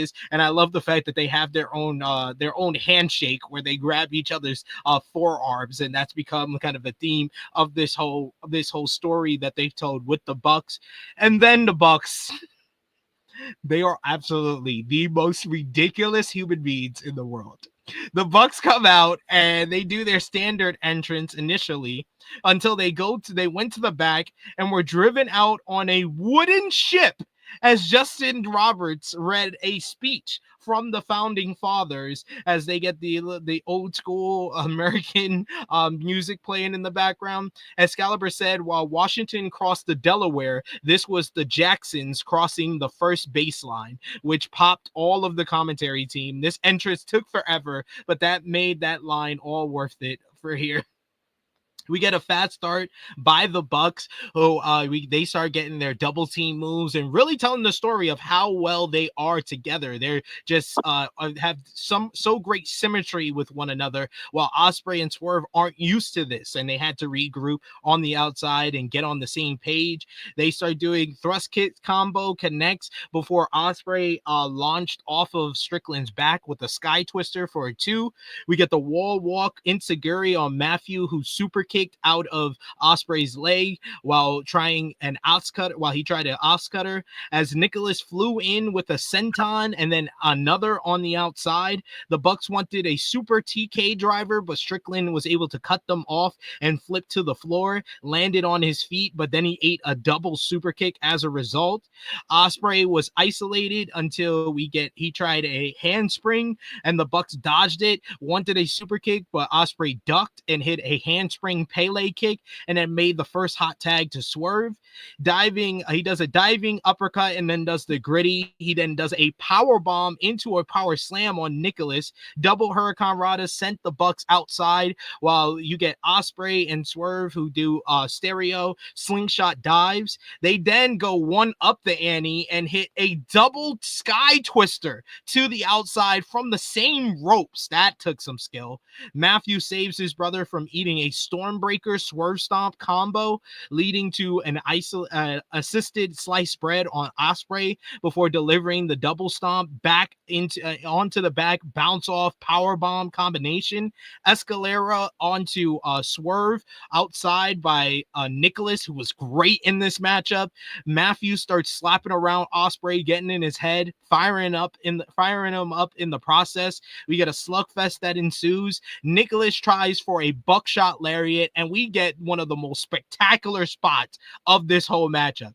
We get a buckshot lariat attempt from Nicholas, which Ospreay flips out of. He goes for a Stormbreaker, but he's able, Nicholas able to get out of that. Then he goes for a dragon suplex, but Nick elbows out of that. Thrust kick to Nicholas. Then you get Swerve, who comes in. He eats a pair of super kicks from the Bucks. So then you get thrust kick by Swerve. Then he gets another super kick. The Bucks hit stereo Canadian destroyers, and then Ospreay and Swerve at the same time hit stereo hidden blaze and house calls, and everyone's down. And at this point, the crowd is coming unglued. They are so into this matchup, and they fully recovered from the Adam Cole news at this point. They were so loud for this matchup, the loudest they were on the night so far. Ospreay and Swerve were both crouched in the corner and fought free. They hit stereo Styles Clash, but the Bucks kick out. We get the Stormbreaker Swerve Stomp combination, which is so cool, but Nicholas is able to make the save before 3. Nicholas tripped up Strickland on the outside before he can hit a house call. He slammed him into the steel steps before delivering a super kick to Nana. Roll up on Ospreay, but Matthew with his feet on the rope, but he only gets a 2. We get a mule kick. Rick Knox did not see the low blow. Then we get the Bucks on the outside, hit the TK driver on Swerve. They basically have him out. Then you get Nicholas, who hits a hidden blade on Ospreay, then more bang for your buck, but Ospreay kicks out at 2. Ospreay kips up out of the EVP trigger. He tries to go for an Os cutter, but the Bucks are able to flip him out of that and then hit the EVP trigger, only for Swerve to break up the count at 2.99. Ospreay tried a hidden blade, but Matthews able to duck, and Ospreay hit Swerve. I thought at this point this is going to lead to the finish. We get a poison Rana by Matthew, then another EVP trigger, and Ospreay somehow, some way kicks out at 2.99. TK driver on Ospreay. He once again kicks out at 2.99. We get Ospreay again, didn't quit. He then gets basically trapped in the ropes. They start hitting the super kick party on Ospreay and looking like he's left for dead when Swerve drags himself after taking the hidden blade and steps in front of Ospreay in a callback to what happened at the summer blockbuster when Ospreay took the bullet of the thumbtack sneakers for Swerve.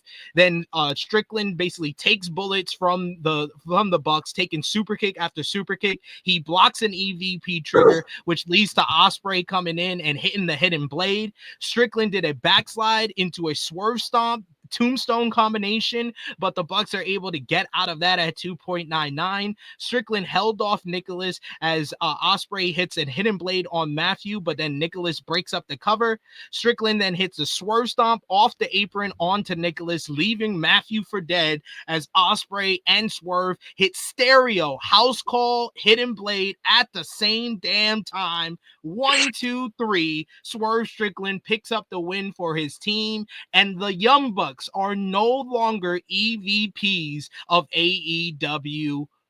What a fucking match. This match was on 10. When it went crazy, it went crazy. Some of y'all might call this overkill. I do not. I call this one of the best tag team matches in AEW history and probably the greatest non-title tag team match in AEW history. The other tag team matches were all for the tag team titles, and most of them included the Young Bucks, helping their case of being not just the best tag team in the world today, but one of the greatest tag teams of all time. And Ospreay, man, this was an Ospreay and Young Bucks style matchup, and they just delivered it. Like, the sequences were great, the timing, the pacing was on point. This went like over 25 minutes, but never felt that long. It was just so good. It was basically grounded in the story of the Bucks being the better tag team, and then they just put in just spectacular tag team wrestling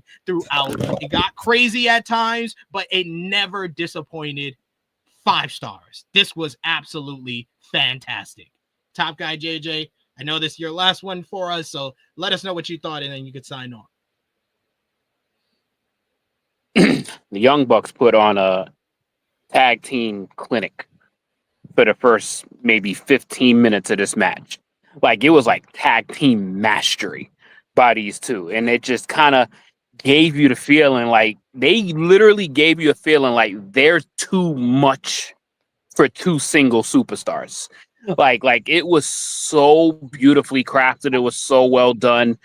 Goddamn. And even just backpedaling for a quick second, that Will Ospreay entrance was like the King's entrance. Like, the fucking money that they spent on that pyro, Jesus Christ. But my God, this thing was, from sequences to just, this match literally told itself like a story. Like, this match was a fucking story in wrestling. Like, this was art in the ring. Like, this was beautiful. Like, you had so many chances to end this match, which you have so many threats to finish a match, and it just kept you puzzled, because once you got into the deep waters, you had no idea who the fuck was going to win. You had no idea who was going to win this match. But after you see how crazy and how fucking frantic this match ended up getting, I was like, when I saw that hidden blade and house call, I was like, there's not a human alive that's getting out of that shit. Threat done. This match is done. Like, there's not a man alive kicking out of that shit. So I was like, yo, that is a finish. That was a finish. Yeah, I mean, 5 stars. I think it's fucking. I think that's obvious. That's Captain Obvious right there. Like, this is definitely probably going to be tag team match of the year for me. Like, and I don't know. I'm not even sure it's going to be like close. I don't even know what's going to be close to this as far as like tag team matches. But this was a masterpiece. Like, this was beautiful. Like, I cannot talk more and highly about a match than what they did last night. That shit was amazing. Spectacular stuff. I agree. The Young Bucks, man, people need to stop sleeping. Stop hating. Stop sleeping. We are seeing one of the greatest tag teams of all time. We need to learn to appreciate it as we still got it. Yeah, and they Jimmy. were so good. They were so good. The Young Bucks were so good. Like, I think people's gonna probably not see that as much because they lost, but my God, were they on it last night? Kris? Yeah, man, I love this match. It's definitely my match of the night. But that's spoilers for the show. But yeah, I thought it was just such a great match. AEW has like the perfect top stars in each division, right? Like in the women's division, unquestionably, it's Toni Storm and Mercedes. And I think Athena's going to get thrown in that as a trifecta soon. And the men, it's Hangman, Swerve, and Ospreay. Those are their top stars. And I think CM Punk getting out the way and going back to his homeland is probably gonna end up being one of the best things that happened to this company, because You said it like he's an alien. He went back to his homeland. Well, he's in AEW multiverse speak, but I digress. Their trifecta is so great in their men's division, man, and I loved every bit of this. I love the Bucks in this because it establishes them as the top tag team in AEW, or at least one of the, and then it establishes like Swerve and Ospreay as the stars in that company, man. And I just love the story that this match told. I'm looking forward to this Wednesday's this Wednesday's episode of Dynamite. I don't know if I'm watching it on Max or TNT. That remains to be seen, but awesome match in my opinion. Josh? Same. This match was incredible. And, I'm surprised. I'm not surprised. You got the Young Bucks, one of the greatest tag teams in history. You have Swerve, you have Ospreay. So, I was happy that everything worked out. And then also, we kind of been seeing the last few weeks of how Swerve and Ospreay have been working as a tag team. And, it's been like great results. So, am I really surprised with how it went? Not really. But they still exceeded even what I thought they were going to do. And that fucking entrance with the Young Bucks, oh my God. Yeah. They're always doing some fuckery, but I like the fact that they were like still leaning into the gimmick when it comes to things like that. Right. Now it's going to be interesting to see what happens going forward. Maybe we might get like a bum ass Young Bucks gimmick. You never know. Yeah. That entrance. Oh, sorry. No, go ahead, Kris. No, I think that entrance was so obnoxious and douchebaggery and ridiculous that it was like, okay, how can you make these guys win this match after that fuckery, But it was hilarious. I loved it. Yeah, I was gonna mention Big Man Dog says I might go 4.75 because of the trauma of the stipulation. The stipulation elevated all the near falls in this matchup, like JJ said. All the near falls I bit on. Like when Ospreay hit Swerve with that hidden blade, I was like, oh, okay, well, this is how we get to them losing. And then the Bucks hit the EVP trigger, hit the TK driver. Like, that's why I said you could say it went a little overboard with that stuff because Ospreay kicked out of everything. Ospreay went Super Saiyan and could not be defeated. And then I just love how they were able to ground it in the storytelling, like Swerve stepping in front of the bullets, like Ospreay did for him. That was just payoff of the build, payoff of the stipulation, so well done in the final 10 minutes of this matchup. He said I might go 4.75. Man, just go 5. Stop trying to act like you have high standards. And like, come on, just go 5. And I just love how they became. It's like they became like blood brothers by trial by combat. Like that. Right. That's beautiful, bro. Like they just became brothers after all of this. Yeah. So good. Top guy JJ, I know you. In the 90s in WCW. No, go ahead, Chris. Go ahead. No, I was just gonna. In the 90s Top guy in JJ go.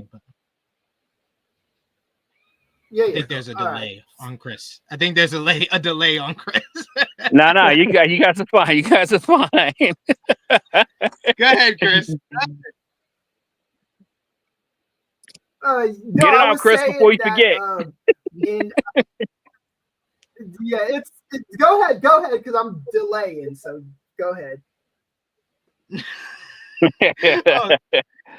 Top guy JJ, you wanna sign off? Let everybody know where they can follow you on social media when they shall see you again. All right, on Instagram, you can find me at TrueHill_Top Guy JJ, and on the YouTube channel here, you can find me here a week from Tuesday for a Rated Raw review. And probably by that episode of the Rated Raw review, I will have my August date for True Hill Heat.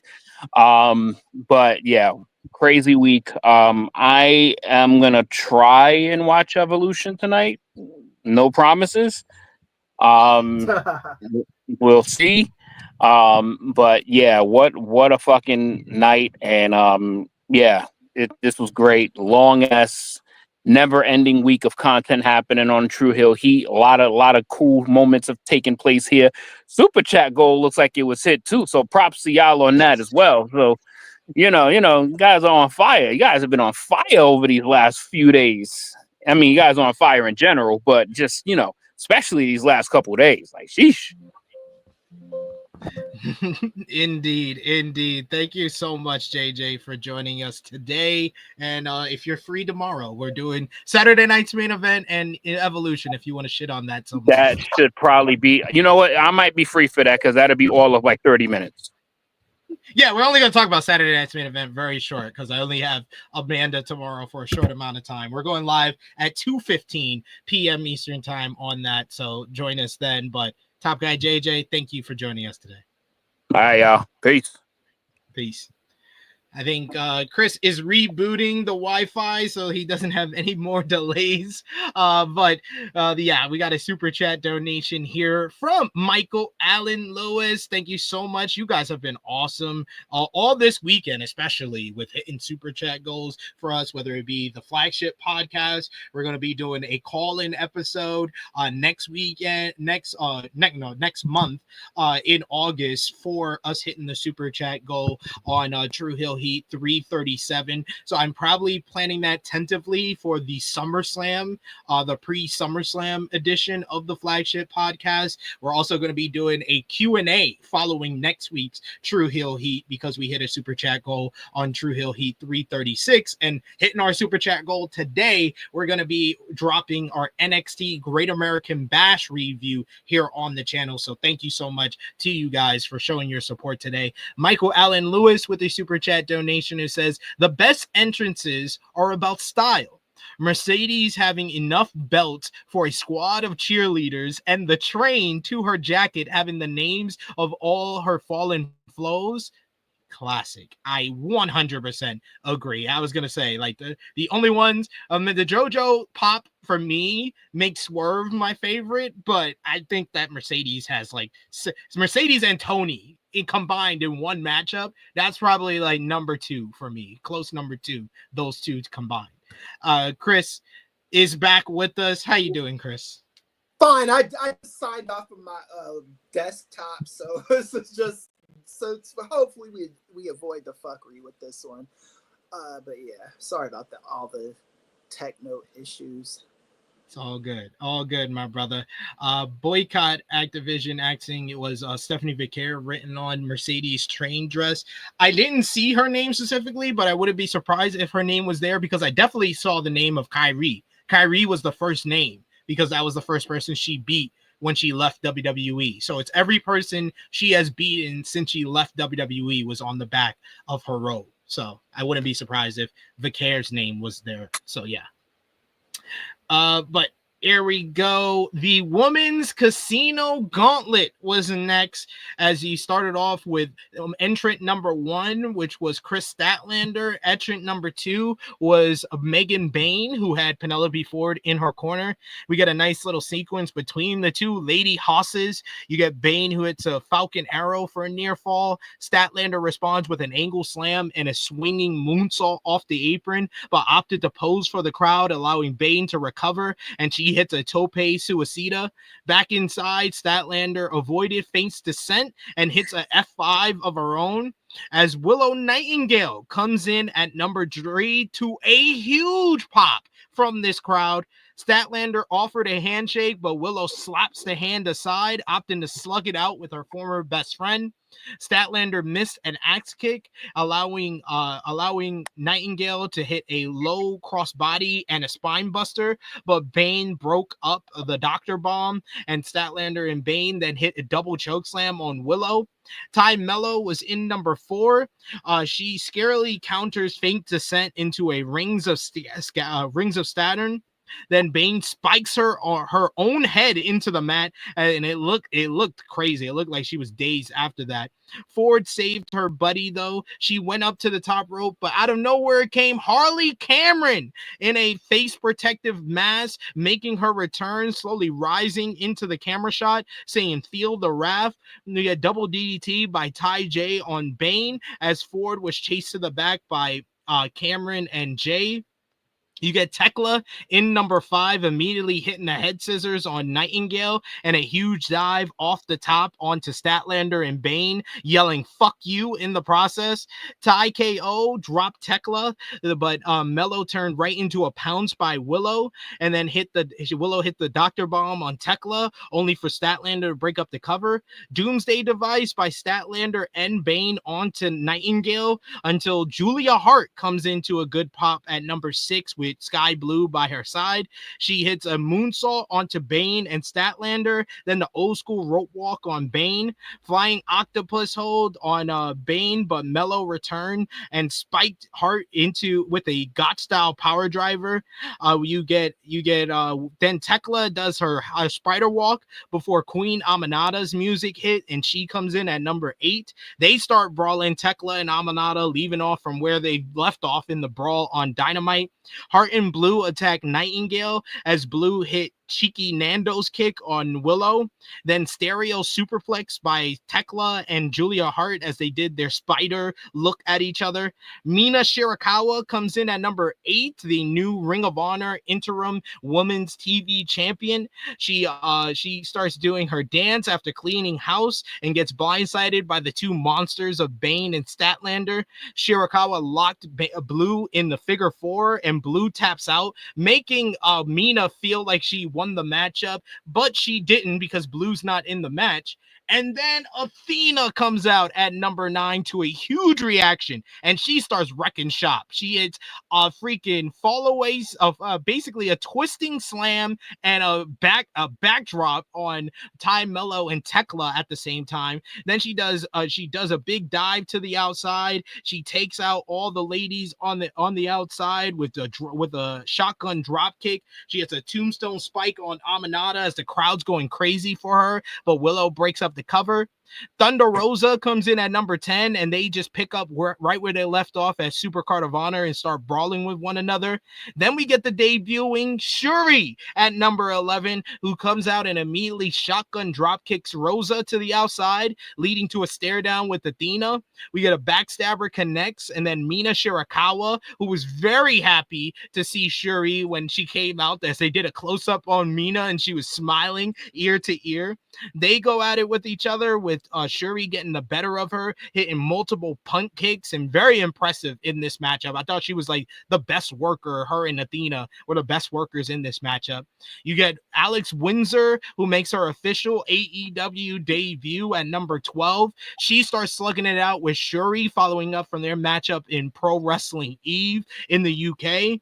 Both start no-selling German suplexes until Shuri hits a pump knee for a 2, as literally every other woman broke up the cover. Then we get a 12-way brawl with all the ladies involved. We get double scorpions from both Hart and Tekla, while Aminata has Statlander trapped in chocolate kisses. Bane explodes with a drop kick on Aminata, but delivered a front face suplex on Statlander. Willow hits a crazy looking DVD as Athena came so close to spiking her head right on the apron, but was able to avoid it. Bane wanted a dive, but Statlander cuts her off and then power bombs her onto a pile of women on the outside. Back inside, Shirakawa hits a sling blade on Rosa. She's about to put her in the figure 4 when Athena comes out of nowhere. She hits O-face on Mina. 1, 2, 3. Athena wins, and to a huge ovation from her home state crowd in Texas, in Arlington, as Athena, the forever Ring of Honor Women's Champion, is now the holder of a guaranteed shot at the AEW Women's World Championship.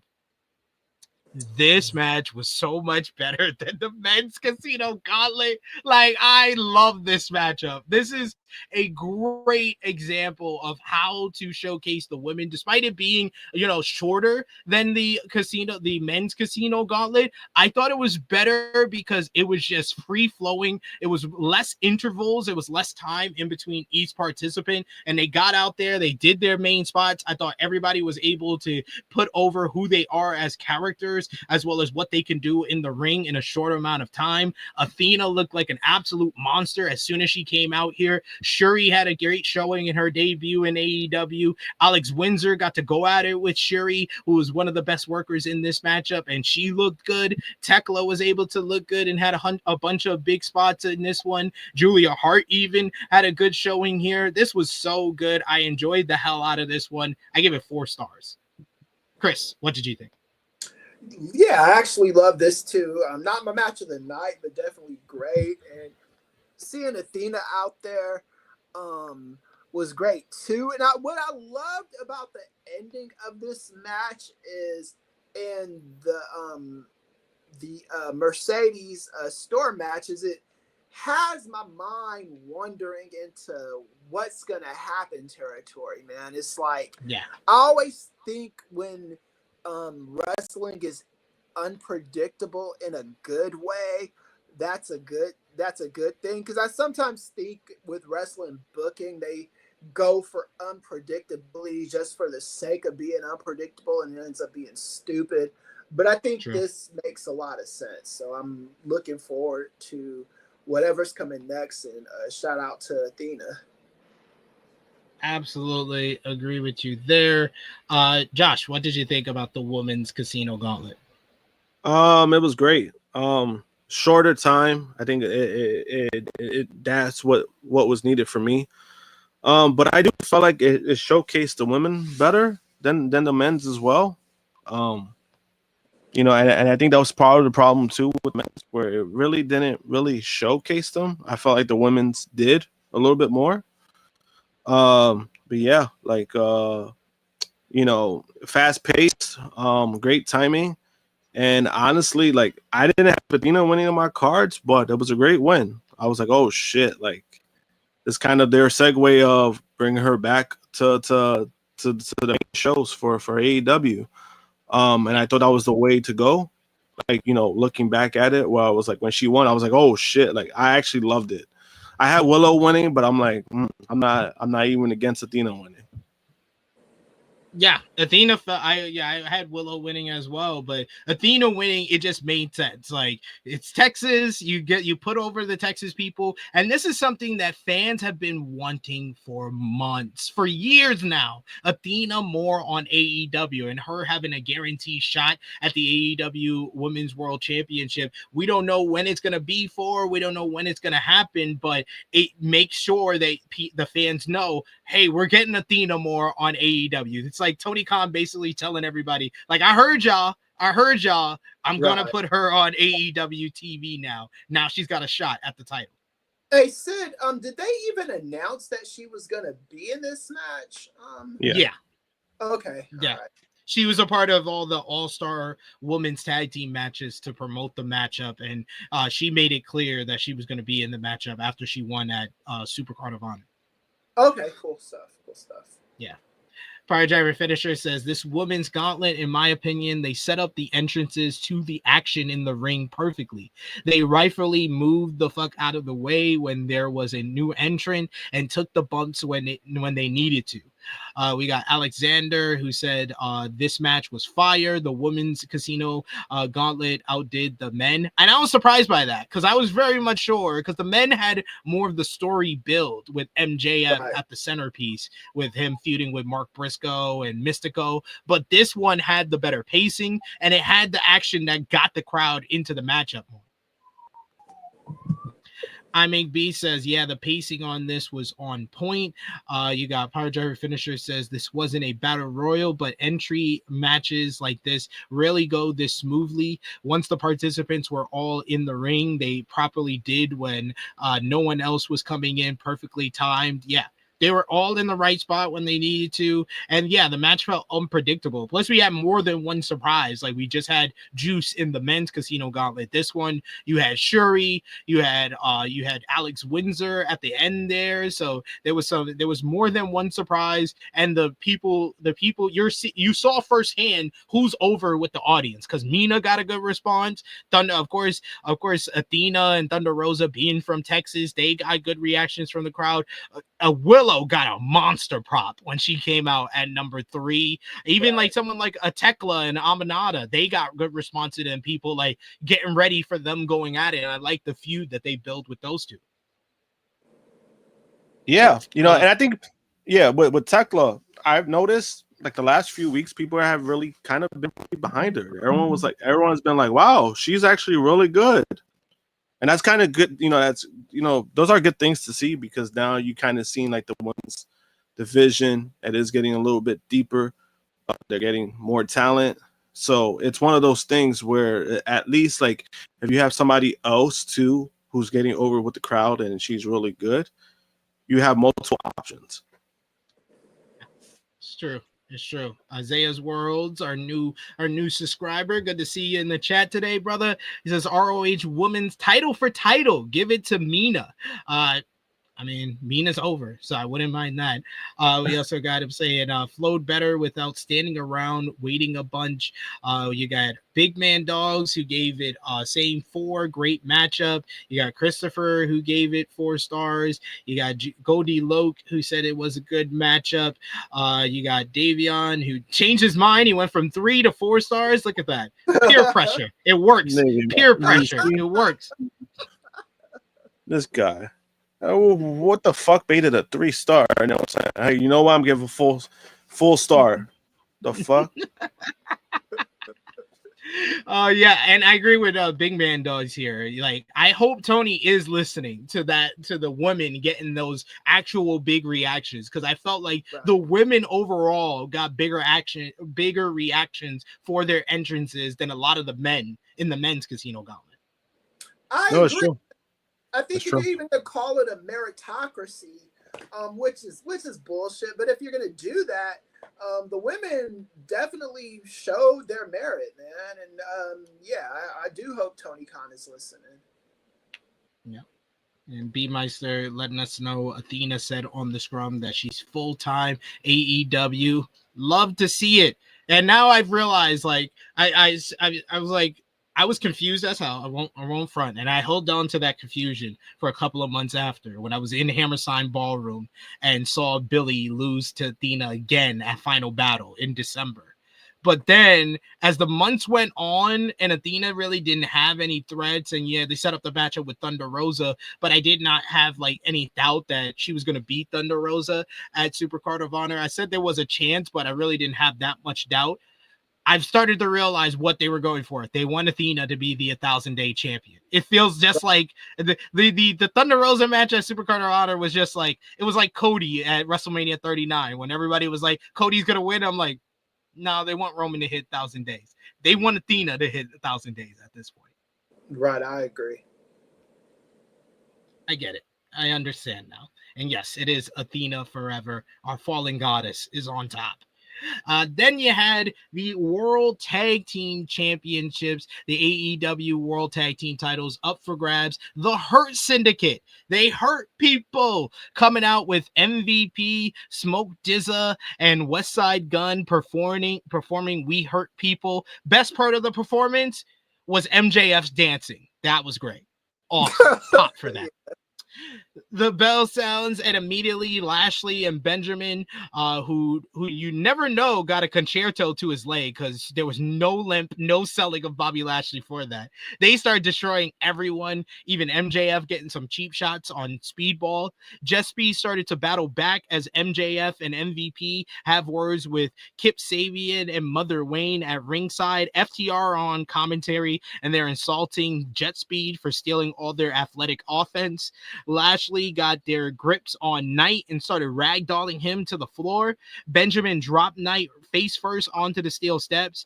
Christian and Nick Wayne kept Knight grounded until he dodged a double suplex with a drop kick, making the hot tag to Speedball. Speedball gets the rapid fire kicks, gets a running shooting star press for a 2. Benjamin turned Bailey inside out with a lariat. Then Sabian tried to save Christian from an ankle lock, but ate a pump knee from Benjamin instead. Massive spine buster by Lashley, who launched Speedball into the air and then dropped him to the mat. Lashley started mowing down Knight. Then Bailey was launched onto the patriarchy with this ridiculous overhead German suplex to the floor by Bobby Lashley. That was insane.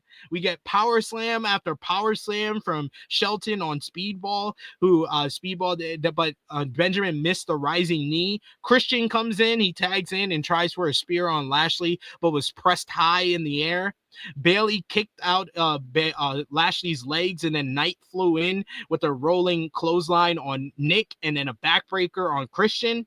Inside cradle by Nick for a 2 count as Benjamin blind tagged himself in. He blocked Bailey on a Hurricane Rana. Knight sprung in though and finished the move, a double Hurricane Rana out of the corner on Shelton. Stereo moonsault and springboard splashes on the outside by Jet Speed. Benjamin recovered and took Knight to Suplex City.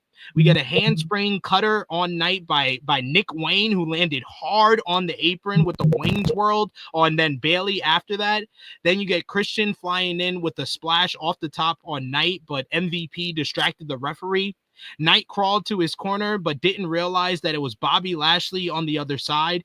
We get another spot where Nick Wayne kills himself as Bailey has Nick caught on his shoulders on the apron, and Knight hits a huge standing drop kick, and Knight goes back flipping onto Sabian and Shelton, but clipped his head on the apron. Jet Speed hits stereo dives as Lashley sends Christian crashing into FTR. He then pie face Dax Harwood, which triggers FTR. Christian dodges a spear and goes for the kill switch, but FTR are on the apron, and that provides enough distraction as Lashley shoves Christian into FTR, knocking them off the apron. Then Lashley finishes off Christian with the spear. 1, 2, 3. The Hurt Syndicate retain the AEW World Tag Team Championships. This match, I think even more than the men's Casino Gauntlet, went way too long. Like the men's Casino Gauntlet, it's understandable. It's 14 guys. You want to give some time for people to work. This just felt overly long for overly long sakes. And I thought it was good, but it was just too long. I thought it could have been, if you cut like 5 to 10 minutes off of this is a great matchup because it had enough big spots for you to remember. But I think it was just good. I give it 3.5 stars. But the post match, that's a 4-star post match. This post match was great. Post match, you get FTR and Hathaway. They get into the ring. They start stalking Christian, who's down. But Nick Wayne and Kip Sabian stood in front of their patriarch. Christian tells them to back off, and he wants them to leave the ring with them. But then Nick Wayne grabs Christian from behind and lays him out with the kill switch, to a huge reaction from the fans. We get Mother Wayne is laughing in delight as Kip Sabian is watching on and he's grabbing steel chairs. Nick Wayne picks up Christian as Mother Wayne starts slapping him around. FTR is then presenting other steel chairs to Nick Wayne to do the honors as they set up Christian for a concerto. He's about to do it when we hear, "You think you know me?" And the music of Adam Copeland hits as Cope has made his return to All Elite Wrestling for the first time since FTR took him out, and he's got Spike in hand. He takes his time to celebrate with the fans instead of coming down to make the save. Sabian ate a big boot from Cope as FTR were planted with the double spear. Nick Wayne bails out of the ring, leaving Sabian to take a spear right out of his damn shoes.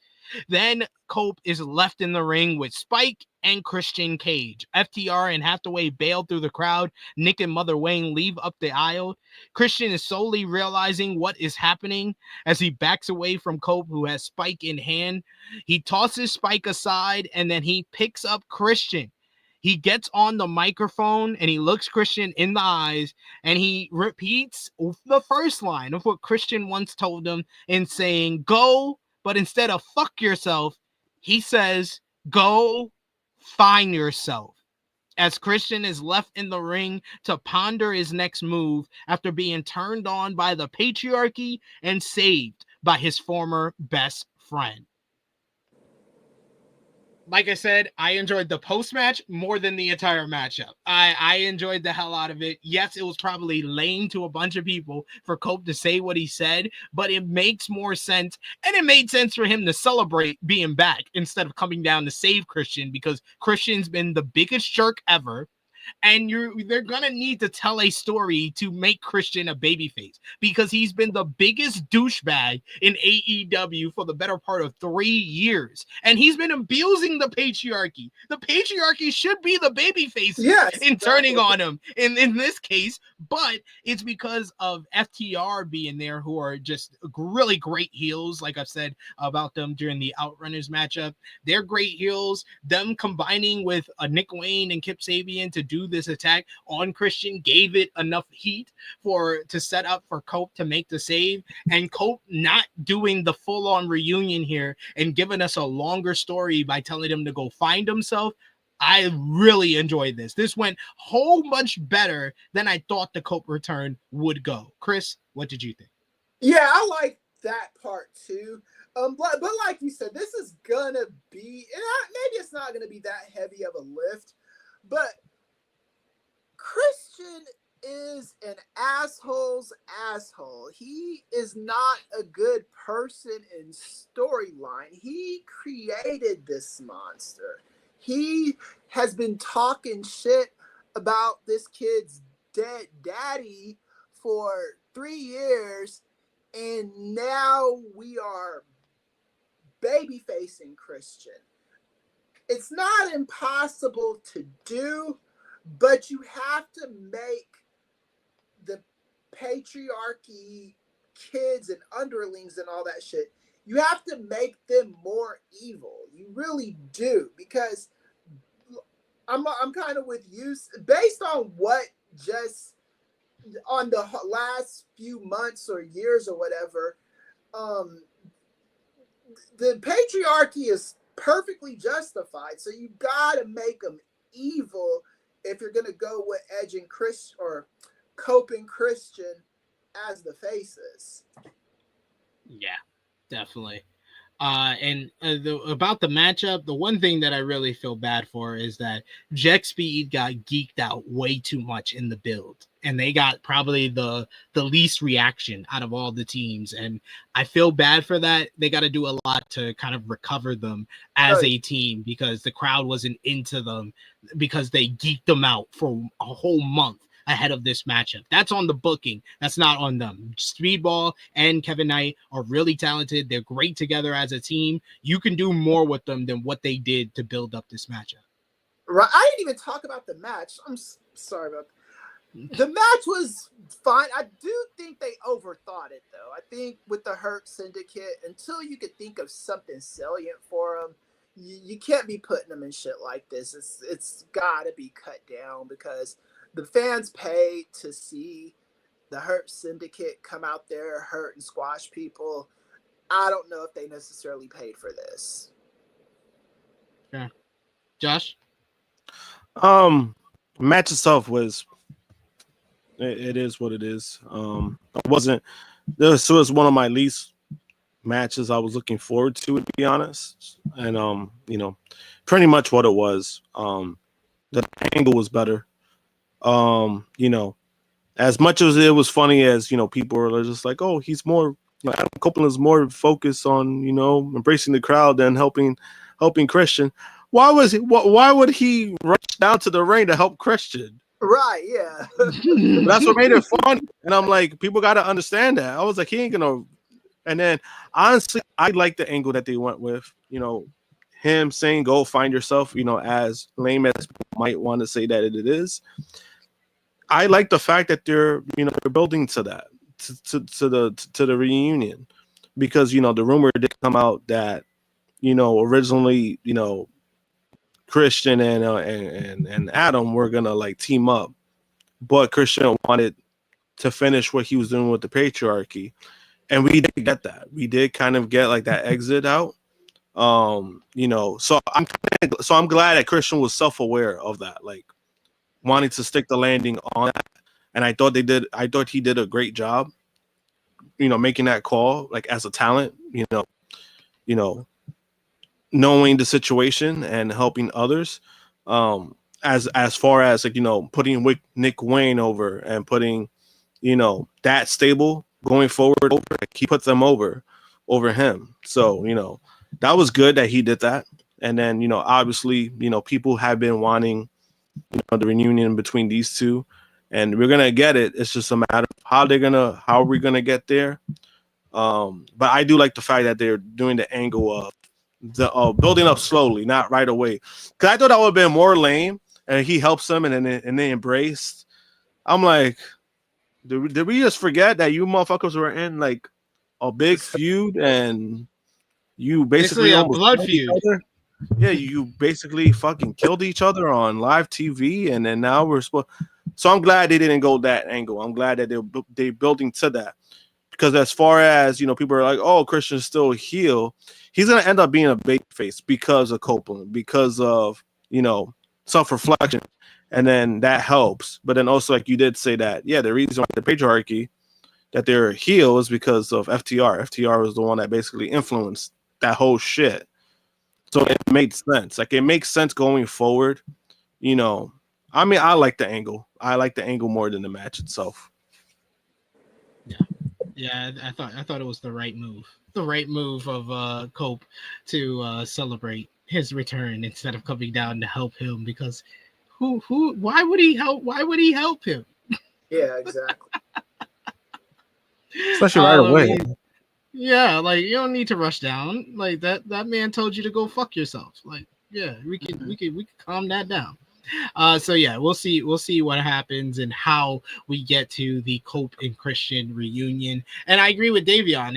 This is probably the best pay-per-view matchup Hurt Syndicate have had so far. So regardless of where you land, 3, 3.25, 3.5, still better than them versus the Outrunners. Still better than them versus Learning Tree. Still better than them versus Sons of Texas. Yeah, I agree. And eventually they're going to have to get those belts off of those guys. And I think, they got tag teams to do that. If they wanted to do it with Edge and Chris. I keep calling this guy by his slave name. If they wanted to do it with Cope and Christian, that's fine. If they wanted to do it with Swerve and Ospreay, which I actually think is a better choice to take the belts off the Hurt Syndicate, just by how dominant they were, that's fine too, you know. Yeah, Swerve and Ospreay is an option. The Golden Lovers, Kenny Omega and Kota Ibushi are another option. Like, they're slowly but surely, if they pay it off, if they stick the landing, they can revive their tag team division by putting these stars that you don't really need in the main event scene into the tag team division. They can get it back, and yeah, you got teams like the Guns underneath. The tag team division can get back to its former glory if they pull it off correctly.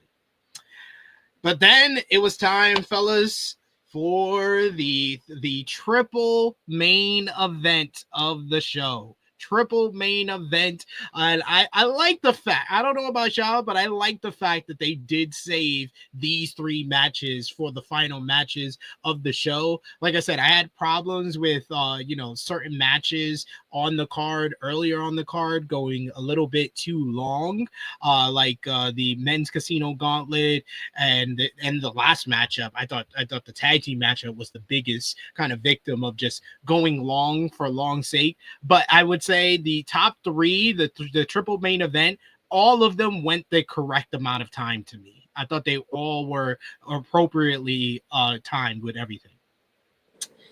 And that includes the first matchup here for the AEW Women's World Championship. Mercedes Mone, TBS champion, challenging the champion, Timeless Toni Storm.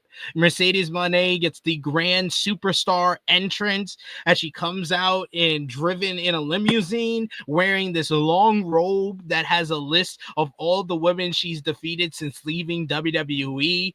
The Texas Rangers 6-shooters, the dance squad, are basically accompanying her to the ring, where 6 of them have on the all of her titles, which was a great touch. Love that. We get then an old-timey entrance for Timeless Toni Storm with the film Noir, where she talks about that her time may have run out and that she's been here for a while, been on top for a while. And I thought the little vignette kind of teased that she could possibly lose this, as she's the old woman that needs to move aside. She walks out with the cane and acting like an old woman before tossing it all aside, clicking her feet together, and then making her entrance to a huge roar from the Globe Life Field crowd. Both ladies get the grand introduction and they lock up, and this thing is on.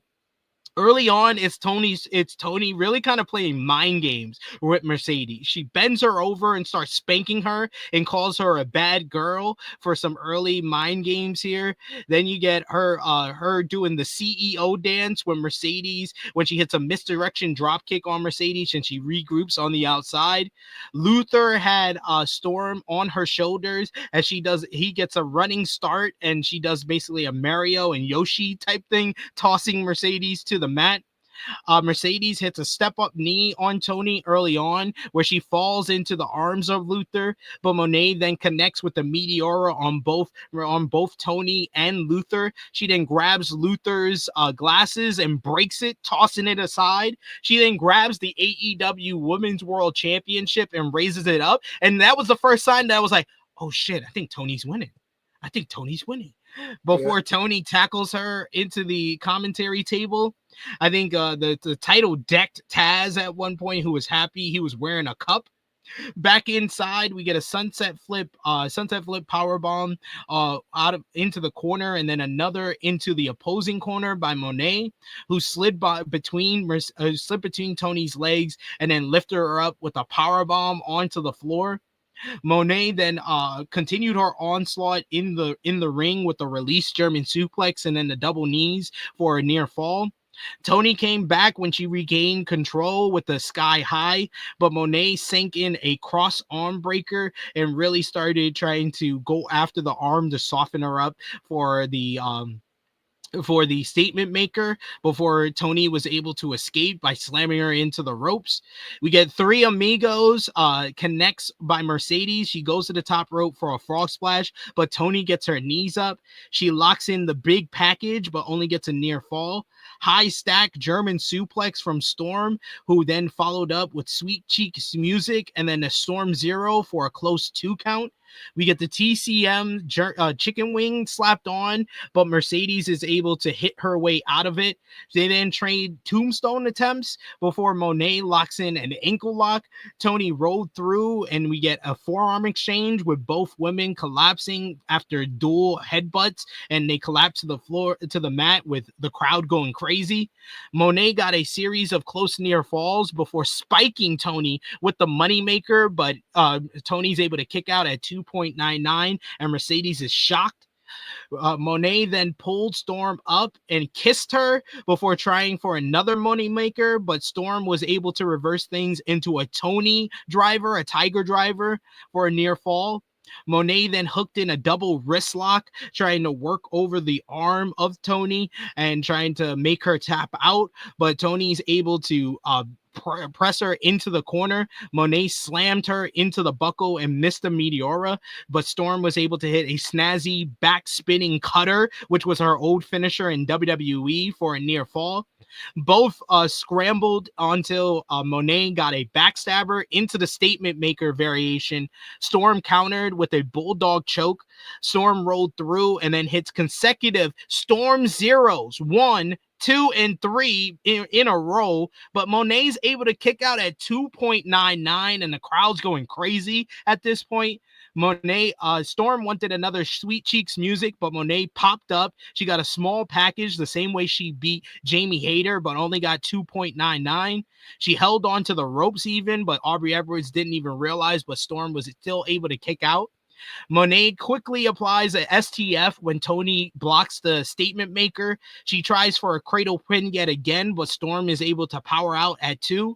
Mone hits a backstabber, only for Toni to hit a desperation Sweet Cheeks music in the corner.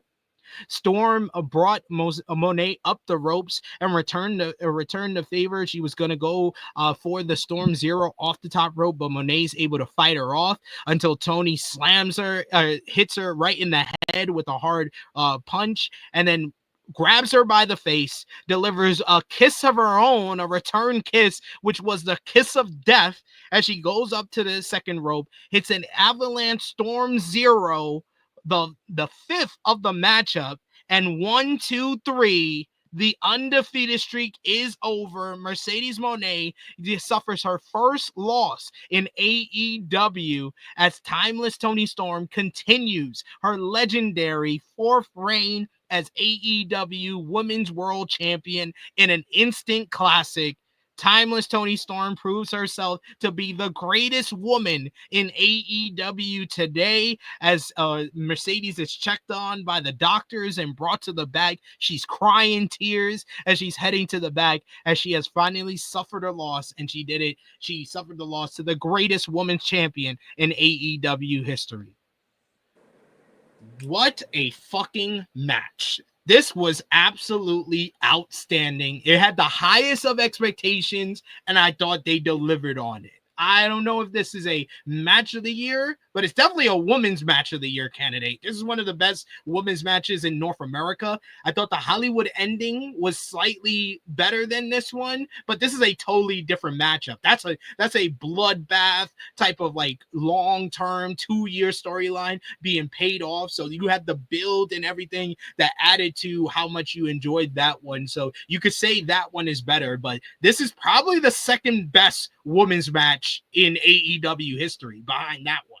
Or yeah, it's definitely to me. I gave this 4 3/4 stars. This is near perfection in my opinion. These ladies showed out, and they literally went up to 2 of the greatest wrestlers of all time in Kazuchika Okada and Kenny Omega, and they had every right to say top that because they delivered here. Kris, what did you think? Yeah, I absolutely loved it. And I saw, because I'm on the Blue Sky all the time now, Yeah, people. I saw people saying Mercedes like this was like kind of the black stack, the black wrestling fans. And here's the thing. I think Toni Storm winning was a great move. I think there was no wrong thing you could have did in this, but this story right here makes sense because what Toni Storm has been saying the whole time is this is the one belt you're not gonna win. You know, you got all those other belts. This one you're not gonna win. So when you look at it from that angle, now you could build a storyline where Mercedes is now obsessing over winning that belt. Because before, winning the belt was just about adding it to her collection. Now it's like, okay, now she could be like Gollum or something like that. Now that she's got to get this motherfucker, you know? So I love the story that they were telling with this. And I love Athena because I really do think she's going to be the third part of this trifecta. I love that she won the casino gauntlet because I think it adds a lot of intrigue and layers to this thing, man. This, to me, this was about as perfect as you can get. I love the AEW women's division. I need it in my life. This was my shit, man. Loved it. Josh, what did you think? Man. Match was incredible, honestly. You know, especially the way that like the way that Toni has been working. She works a different style now, and she still finds a way to still make it not only work, but to bring it out of her when she needs to. And I think that this was a great example of it, of the match itself. You know, I wasn't too big, maybe like on the finishers, like a lot of the finishers that were being used, you know, but that's just my personal preferences. Right. But I do like the way that it, you know, that the match did finish. The fucking power drop from the top rope. But overall, I mean, it was an incredible match. I think this match, not only that, but you kind of shown, like, you really see why these were the two top women currently in the company. You know, they showed it out, you know, and obviously, you know, everything that's been going on with Mercedes, you know, I had a great rant yesterday, thanks to Navala and thanks to Chuck Berry's for that. But you know, in regards to creative control talk, I mean, hey, you guys, like I said yesterday, a lot of people they fell for a interview, but yet they want to pick and choose when somebody does the work. Oh my God, we're being worked, people. Like, this is, you know, oh my God, we're being worked. But then when somebody's in character, gives an interview because you don't like them, all of a sudden it makes it true, right? It's like her prior interviews, right? Her prior interviews, she was saying certain things and people were just like, oh, she's just lying. She's not telling the truth. But then all of a sudden she gets one interview by TMZ in character. Oh, you see? Like, I fucking knew it. Like, all of a sudden she's telling the truth. You motherfuckers were saying she was lying the whole time. So it's one of those things. I think it's, if people just don't like Mercedes, they're not going to like her. You're not going to change your minds of it. Anybody who's a fan of hers, you know, they're going to side with her.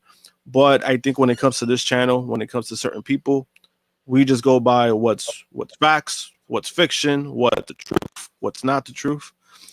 And you know, I've had my criticisms in the past when she was Sasha Banks, but she's clearly worked on them. You know, she's clearly worked on them. People love her. You have not heard a single complaint about her in AEW. There's a reason why. We constantly don't need a report card about her, right? We constantly don't say, oh yeah, she's great. She's great with everybody. We don't constantly need to hear that. We only know about that. Why? Because you don't hear nothing in the media. Yeah. She's been great. She's been putting on great matches. You know, in regards to that, this is what people wanted. She's the highest paid woman for a reason. This is what people wanted. So she's being treated like a star. So, I mean, I don't have a problem with it. Anybody's on the top. They get a lot of wins. Who gives a shit? That's just what it is.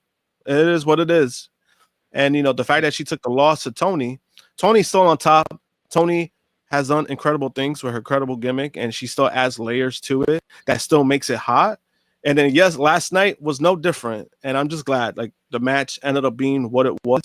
I had Mercedes winning, but I'm not upset that Toni won. And Toni Storm's having one of the greatest years of any woman ever, like, in wrestling.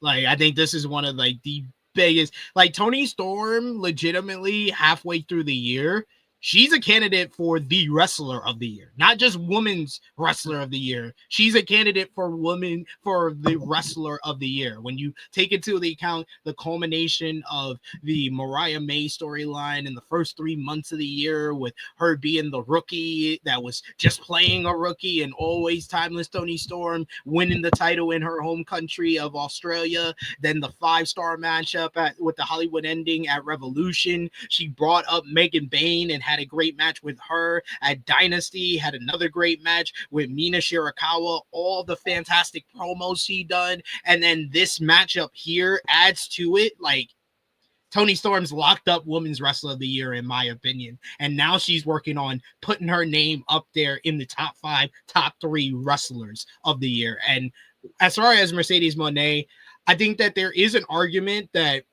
she should have won this one, because you would want, for the long winning streak that she had over a year undefeated in AEW, maybe you want to make the next person with the person that did defeat her. But I think that you're making Toni's title reign bigger, so whoever takes the title from her it's gonna mean something. And I think that it probably should be someone new, like a Willow or a Kris or Athena, that takes the title from Toni eventually, because it's gonna feel bigger for them to beat Toni, who just beat Mercedes. I think it means something bigger there. So as far as Mercedes goes, yeah, the whole creative control conversation, it's just as plain as day to see.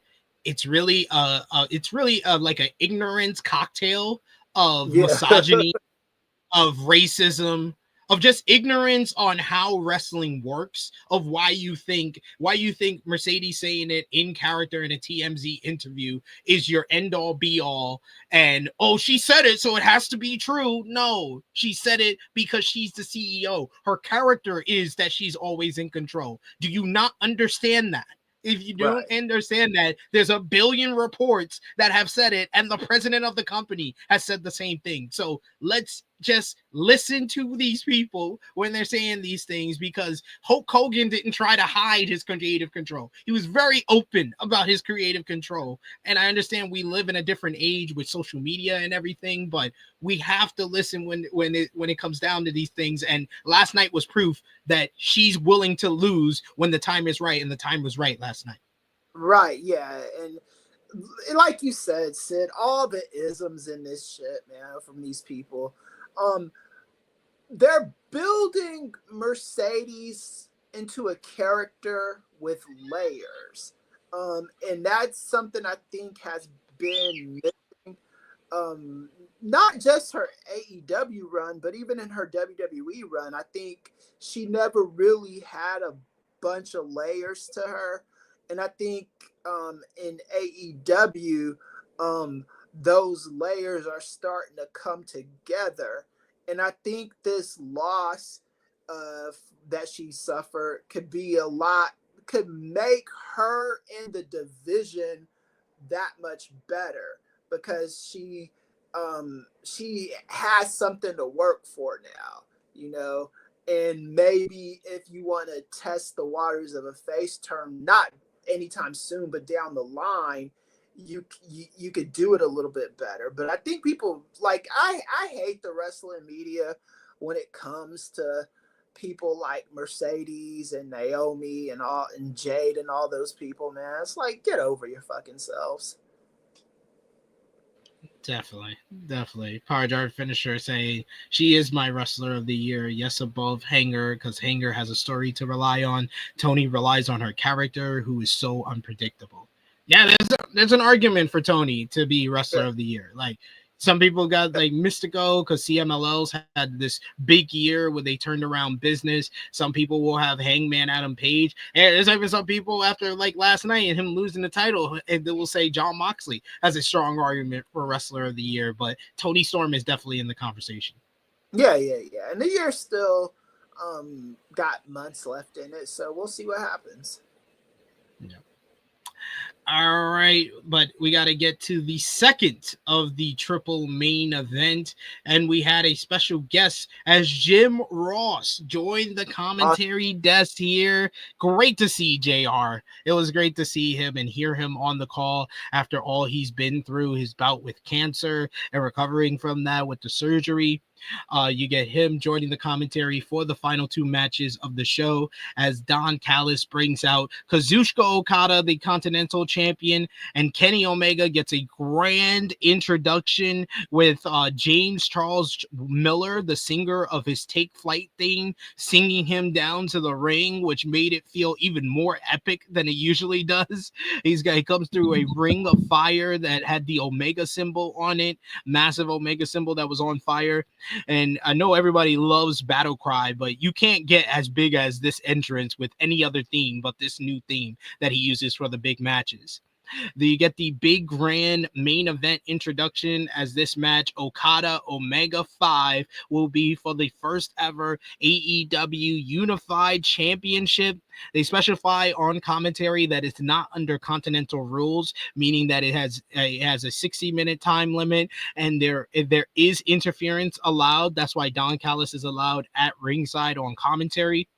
You get the bell ringing, and right from the start, these fans are going crazy. As soon as the bell ring, the fans are on their feet. They absolutely explode as they're ready to see something special between these two career rivals.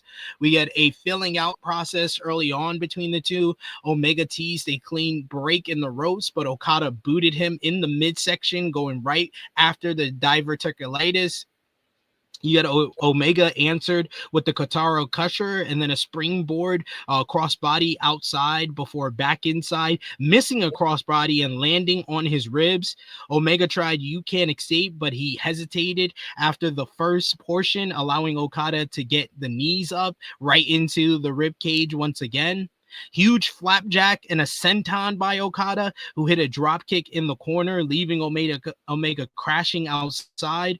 He then rammed Omega into the barricade and took the referee, allowing Don Callis to get in some cheap shots.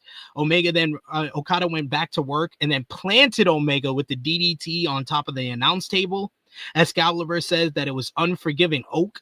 Back inside, Omega scrambled for a submission, but Okada easily escaped and drove his elbow right into the midsection, keeping Omega grounded. Omega started waking up with some forearms and then thrown, ultimately hitting a snap Hurricane Rana that sent Okada outside. Omega ramped up with the rise of the Terminator, and he connects. He dove at Don Callis, who started hightailing it from the announce table. Missile dropkick right to the back of the neck of Okada, but he only gets a 2 count. Okada dodged a corner charge and then flattened Omega with a sit-out fireman's carry slam before going up top, but he was cut off.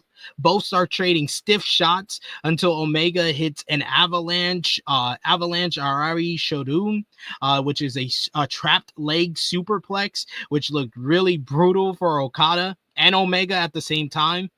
Okada was able to avoid the V trigger and then hits a German suplex, but he's not able to follow up with the Rainmaker. We get a fast sequence of counters. Omega hitting a Snapdragon, but Okada connected with the dropkick when he came off the ropes for the V trigger.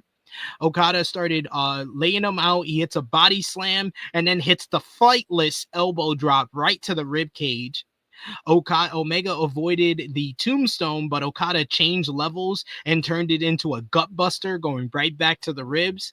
Another flightless top rope elbow drop, and then he did the Rainmaker flip off symbol. Omega blocked a headshot, so Okada hit a kitchen sink knee to the abdomen, and then a short arm lariat with a smile on his face as he kept wrist control. Omega threw a desperation knee of his own before delivering a massive power bomb. He then hits a series of V triggers coming close with near falls. Flying corner V trigger connects as Omega brought Okada to the top rope, and then it goes for the avalanche dragon suplex with Okada landing right on his face.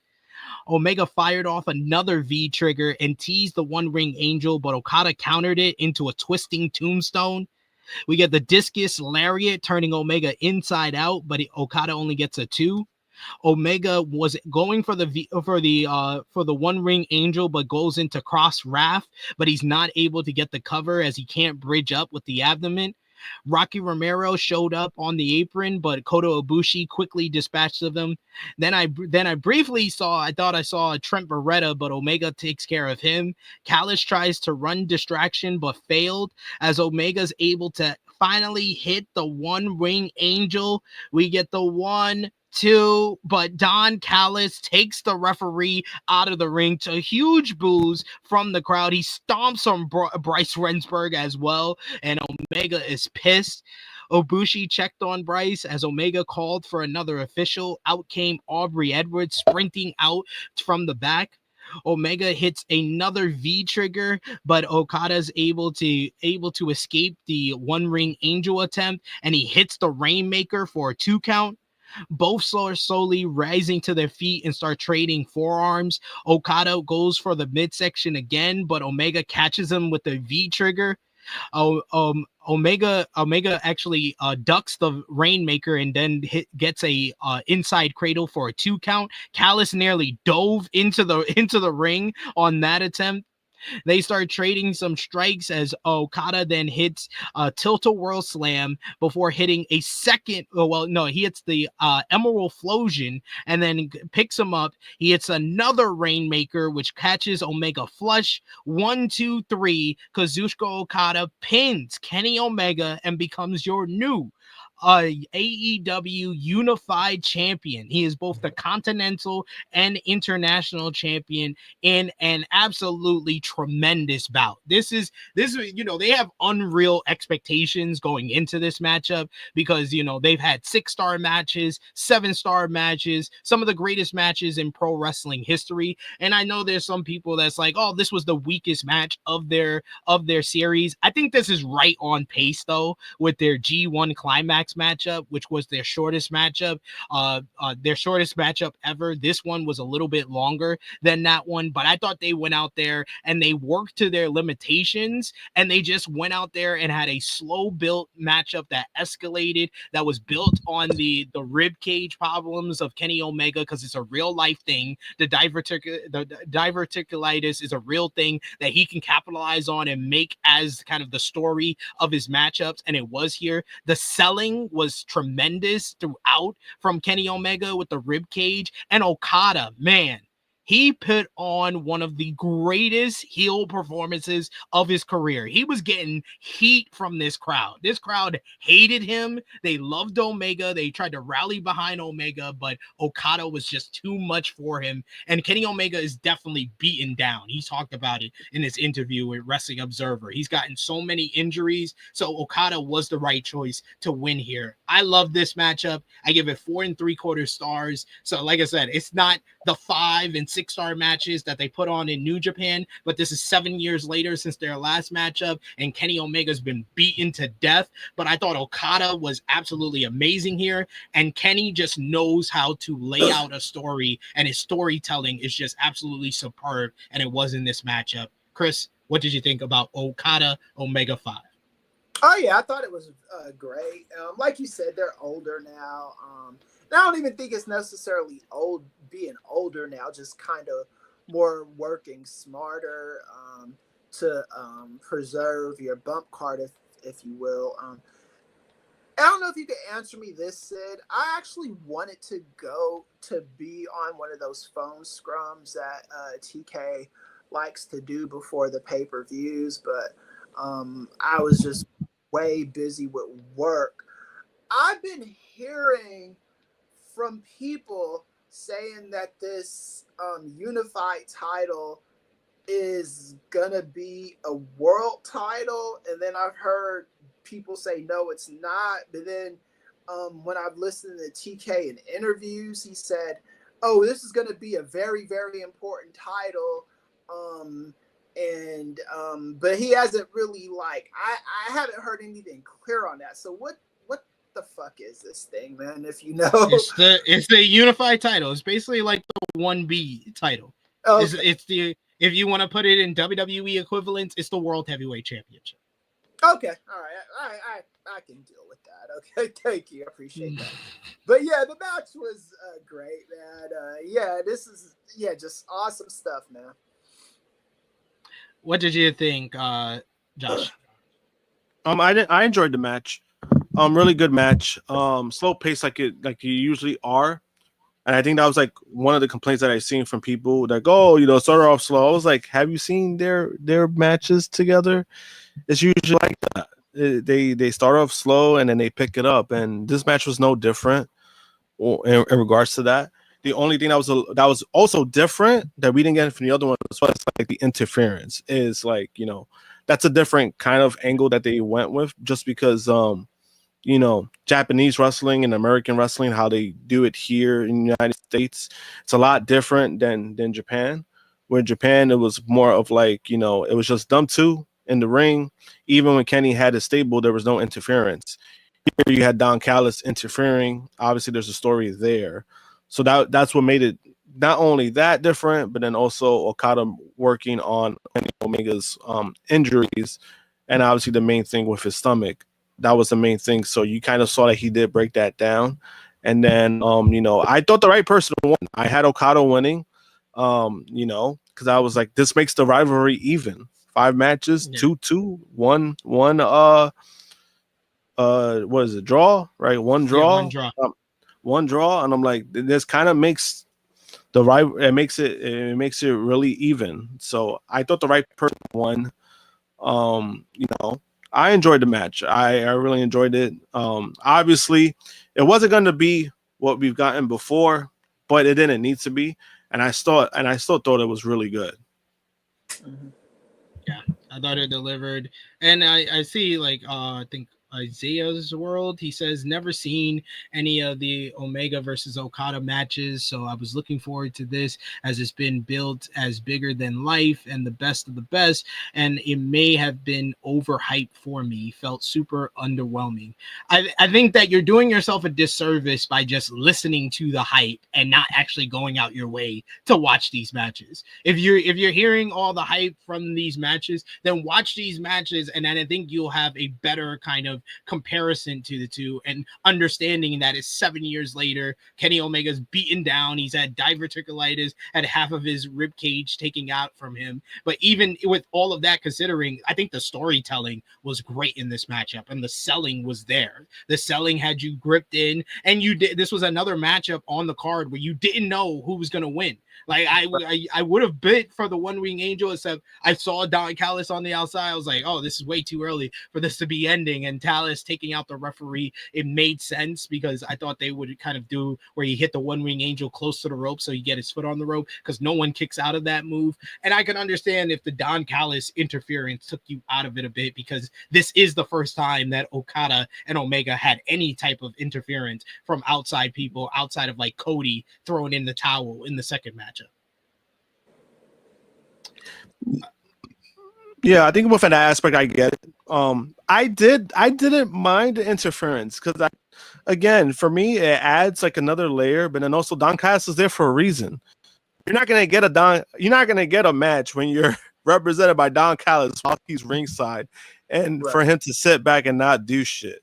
So that's why I didn't mind it too much. You kind of expected it. Then also, again, it adds to the Don Callis Kenny Omega beef. Why? Because every person that's paired up with Don Callis, they've beaten Kenny Omega. That's kind of telling. That's the story. Right? That's the story they've been telling. Yeah. So, again, I don't mind it too much. I didn't mind it too much. It makes the match, it makes the fifth match different compared to the others. Yeah. Yeah, you could tell they're gonna do another matchup between these two where it's 1-on-1. This is the start of their AEW rivalry, but they're smart enough to know that they had to leave some for more, and they had to leave some for this crowd because there was one more of the final of the triple main event to come, as it was time for the AEW World Championship Texas Death Match. And Awesome. my God, we talked about the great entrances. I think I said before, I love JoJo coming out. I loved Mercedes and Toni and their entrances. And I said before that was 2, and then probably JoJo number 1. JoJo singing for Swerve is number 2. Mercedes and Toni together, they're number 3. Number 1 was Hangman Adam Page, because he gets a full-on Molly Lewis performance and a guitar player playing him out. We see basically a pre-match video where Page theme is kicking in, it's slowly building up, and he's power walking through like this farm and stuff like that. Then he comes out to the old theme, the original thing. Ghost Town Triumph is back. The Hangman is back as a babyface as he comes out to a massive ovation. Moxley was driven into the arena in a huge pickup truck, a redneck chariot, as JR said on commentary, with Claudio Castagnoli, Marina Shafir, Wheeler Yuta, and Gabe Kidd in tow, but only Shafir accompanied Moxley to the ring. Right from the start, we get a forearm battle between the two men before Moxley starts flipping Page off. It was gonna, you knew this one was gonna be like, it was gonna be sick, it was gonna be brutal. Hangman early on tells him that this is a Texas death match, bitch. Moxley hears him and then he pulls out a fork, but Page has one of his own. Page then traps Moxley in a triangle choke and then starts stabbing him in the fucking head repeatedly. I was like, what the fuck? What the fuck? We get a gnarly visual with blood being poured out of Moxley's head right on impact. Things were just ramped up to 100 real quick. Page brought out a strain of barbed wire, and Moxley got control of it. He starts driving the barbed wire into Hangman's head and busts him open. Moxley grabbed a chair and he tosses it aside, opting for a barbed wire steel chair, which he slammed into a now bloody Hangman, clubbering blows across the face as Moxley licks his hand, which is pretty gross. We get barbed wire chair placed in the corner as Page battled back and missed a charging kick. This one is just brutal from the start. It's just brutality at its finest. We get broken glass, and Page gets dragged across it on his back. Then we get he delivers a power driver. Page wouldn't stay down, so both start slapping the hell out of each other. We get a second power driver that puts Page down, but he's able to get to his feet at the count of 8. Moxley sets up a whole bunch of chairs that Marina Shafir put in the ring, but Page starts battling back. He looks for a superplex, but Moxley has a strain of barbed wire and rakes it across his back. Page fell down onto the chairs, but he places the chairs back to back and then power bombs Moxley on top of them. Moxley found himself wrenching in the broken glass as Page wrapped his arm in barbed wire and starts peppering him with rolling elbows until Wheeler Yuta showed up with a chair shot to the back, but Page no-sells it and decks Wheeler with the forearm with barbed wire. We get the Angel's Wings as he gives a callback to his former mentor, Christopher Daniels, that lands Moxley right into the glass. Page skins the cat for a buckshot lariat, but Marina Shafir gets on his back, so he slams Marina Shafir through a table with the Death Valley driver and the crowd explodes. He sets up Moxley into a barbed wire steel chair in the corner. He looks for the dead eye into the glass, but Claudio Castagnoli hits the ring and sets up a table at ringside. Meanwhile, you get Will Ospreay. He rushes out with a steel chair, but Gabe Kidd joins the fight. He applies a choke and then power drives Ospreay on the floor. They place a chair around Ospreay's neck, and Claudio Pillmanizes him. A massively bloody Moxley is looking on as Ospreay is loaded onto a stretcher. Moxley then looks for a power driver off the apron. Hangman teases a dead eye, but Moxley instead escapes into a rear naked choke and then suplexes Hangman off the apron through 2 barbed wire tables. Both men start crawling into the ring and rise at the same time as we have a bloody face-off with a forearm exchange until Moxley bit at his forehead and hits a lariat and then a Gotch-style power driver. Moxley sank in the bulldog choke and then releases it for the ref to count him out. Page barely gets to his feet at 9.99 as Moxley then spikes him with a Death Rider onto a steel chair, but Page once again beats the count. Claudio hands Yuta a plastic bag as he jumps into the ring and he gives Moxley the plastic bag. But then the building gets dark and then a video comes up on the Contron and it's Darby Allin at the top of Mount Everest. And he says that he's coming down there and he's going to take everything from Moxley.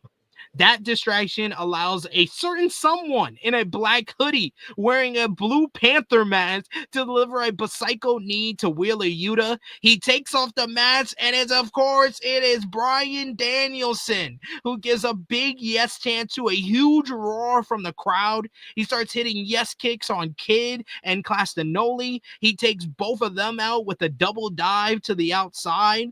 Just then, we see fucking Darby Allin start rappelling from the rafters of the building to the ring. The crowd pops huge for Darby coming down. Darby stares down with Moxley until Page flew in and hits a buckshot lariat to the AEW World Champion.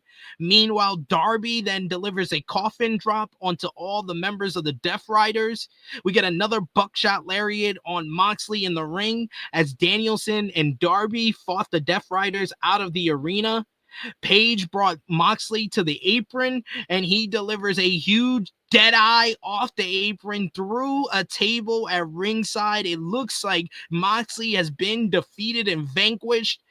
Shafir, though, she finally gets up from the DVD on the other side of the ring and helps Moxley to his feet at the count of 9. They stand there and they start flipping off Page, whose back was turned, allowing the Young Bucks to come in. They hit double super kicks and then the BTE trigger, now the BTE trigger and no longer the EVP trigger.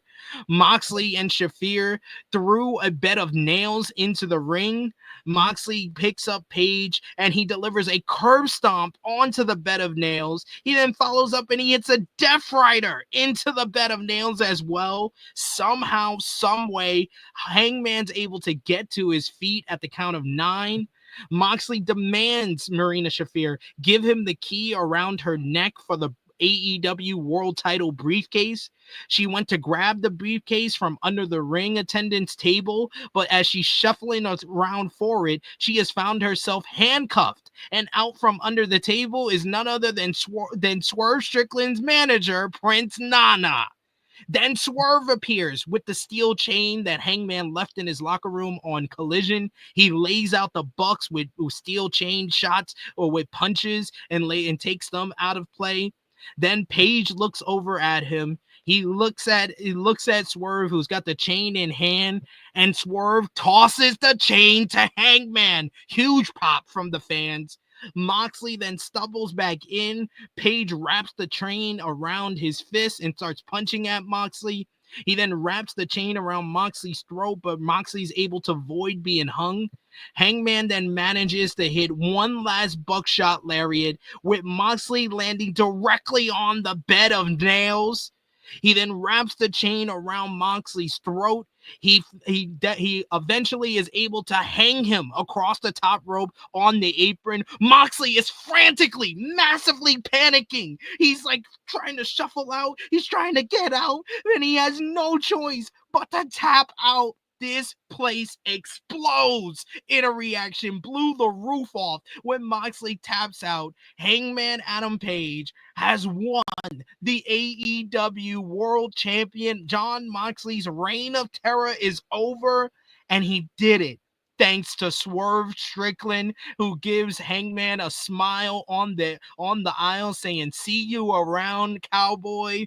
The crowd is going absolutely nuts, and that wasn't even the biggest pop of this whole scene. Post-match, Page takes his time. He has trouble unlocking the briefcase, but he eventually brings out the AEW World Champion to the biggest pop of the night. For the first time since Wrestle Dream last October, the fans have finally saw the AEW World Championship that still has Bryan Danielson's nameplates on it because Moxley never touched it. Remember, he just gives the title to Claudio to throw in the bag when he won the title. So he has changed nothing about it. Justin Roberts introduces Hangman Adam Page as a new AEW World Champion. We get the huge pyro display. Page looked to the fans and told them that this title is theirs.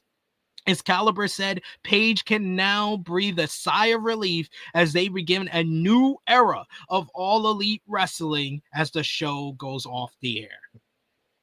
Wow. What a fucking main event. This is one of the most amazing matches in AEW history. This may go down as one of, if not the greatest main event to an AEW pay-per-view. And this is just like, this is Bloodline Rules better than even WWE did it. This was everything I wanted because you got a full-on Texas death match. They weren't laying around and waiting for any run-ins. You got action, you had intensity, you had great in-ring work and great chemistry from the two performers. You get the big pops with everybody coming through the ring and showing up for the Avengers. You get Darby with the signal, with the bat signal saying that everything's about to change for Moxley. You got everything you wanted, plus you got the brutality, the violence, the blood that you would expect from a Texas death match. And then in the end, like, I thought, it being a Texas death match, you're not going to get the emphatic 1, 2, 3. It's got to be, a 10 count and they're knocked out or a submission. My God, him hanging him in the same way that he beat him at Revolution 2023 and Moxley's sell of it. This is one of the greatest matches of Jon Moxley's career. Moxley was out of his mind. This is one of the best performances of any heel I've ever seen. This was fantastic. He was a monster heel in this matchup. He saved his best work for when he won the title against Danielson and when he lost the title against Hangman. This was Jon Moxley at his highest form. Hangman is Hangman. Hangman's always great. He's already had a match of the year candidate with Will Ospreay at the last pay-per-view, Double or Nothing. This match is on tier with that. This is one of the best matches of the year. 5+ stars. Absolutely incredible from everyone involved. Darby, Bryan, the Death Riders, Ospreay, the Young Bucks, Swerve, the moment with Swerve giving him the chain. That was cathartic. It felt like basically healing all at the same time. This is why I watch pro wrestling. The beloved babyface triumphing in the end over the champion that with his evil cronies that get overcome. 5+ stars. I loved everything about this. Josh, what did you think? Same, man. Really loved the main event. This was a good call.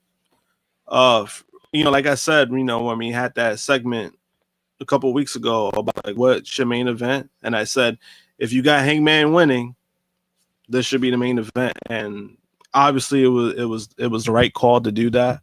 Right call to do that. Right call to have him win the title, just because it felt right. It felt like it was time. It felt like this is something that the company itself needed, and not just an individual. The company itself needed, because if this would have been like Starrcade all over again or some fuckery, boy, this would have been an all-time stinker.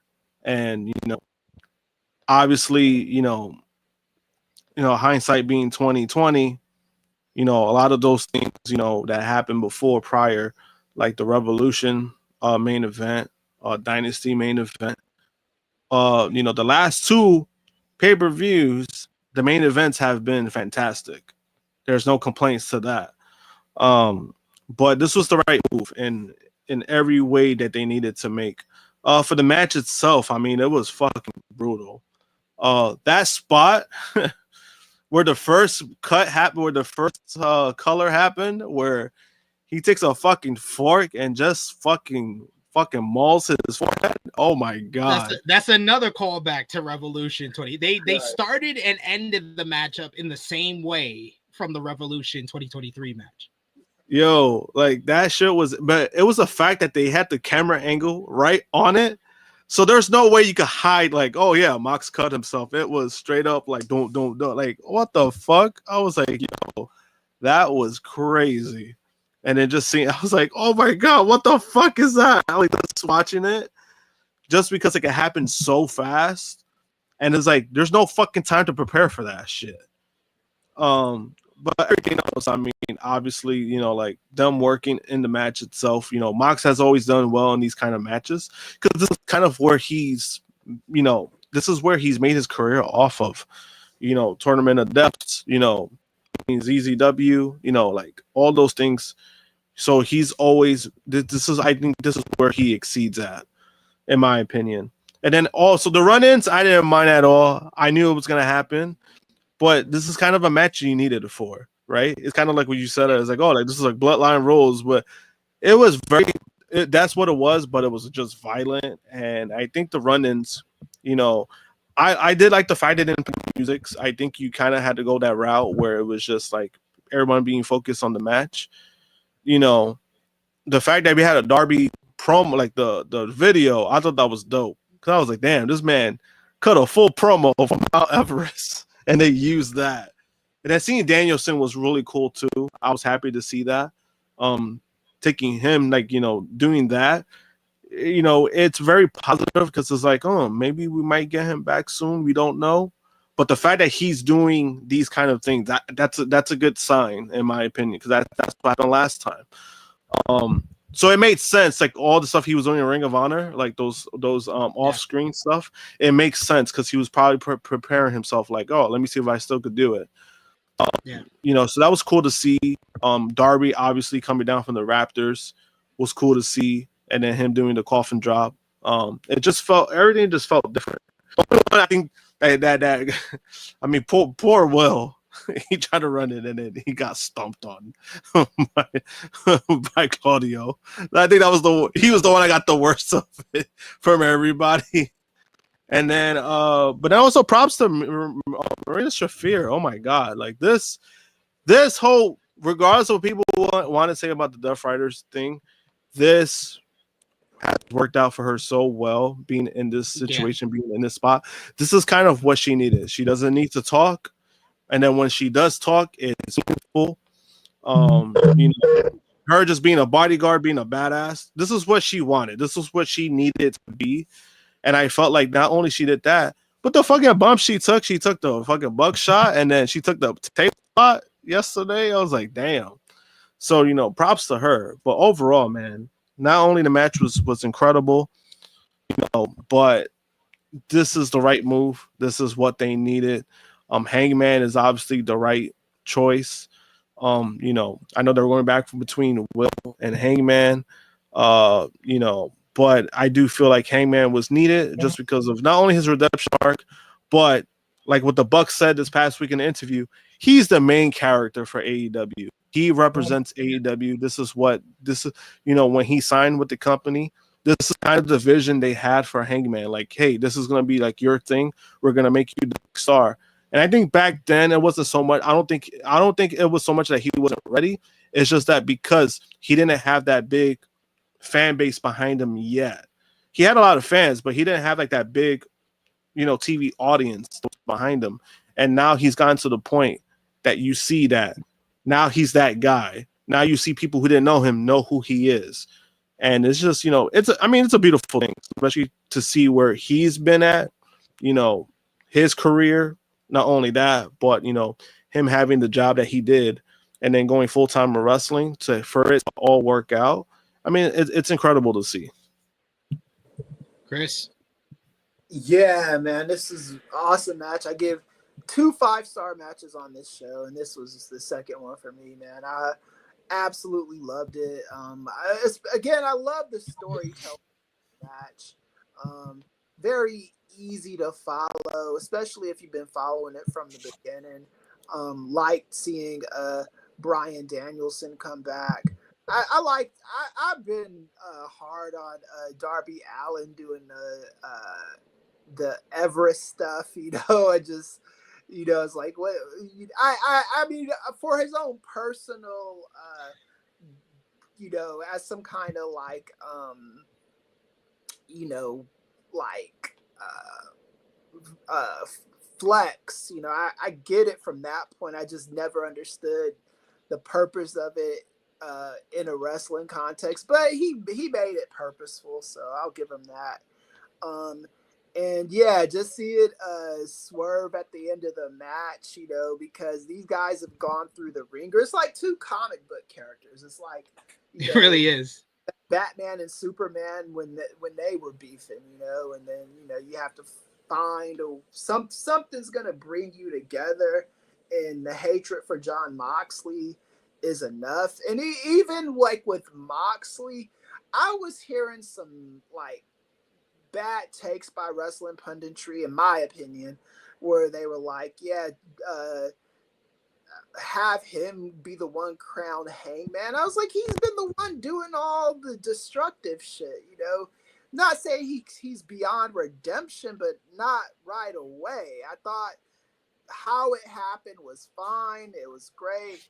And yeah, man, but it will be interesting to see what happens with Moxley after this. And that's one of the things I love about these AEW pay-per-views is that it has us asking a bunch of questions after the matches and the shows.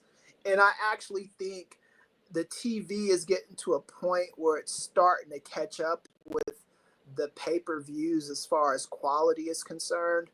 I really, really like this show. Just another home run by AEW. They are having a moment. So WWE, you could do all the counter programming bullshit all you want to. Be creative is all I gotta say. Just be creative, and AEW will keep doing them. And awesome match. We got a bunch of 5 stars in the chat. We got a 10 yeehaws from Luis here.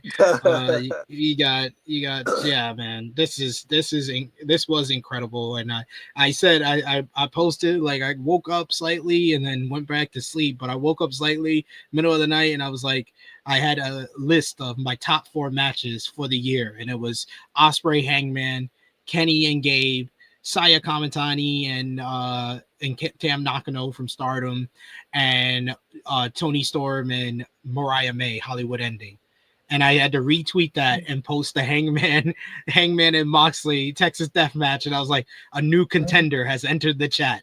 This is one of the best matches of the year. This is in my top 4. I might make it number 1 because this is the only thing that matches the Hangman beating Ospreay as far as like overwhelming joy.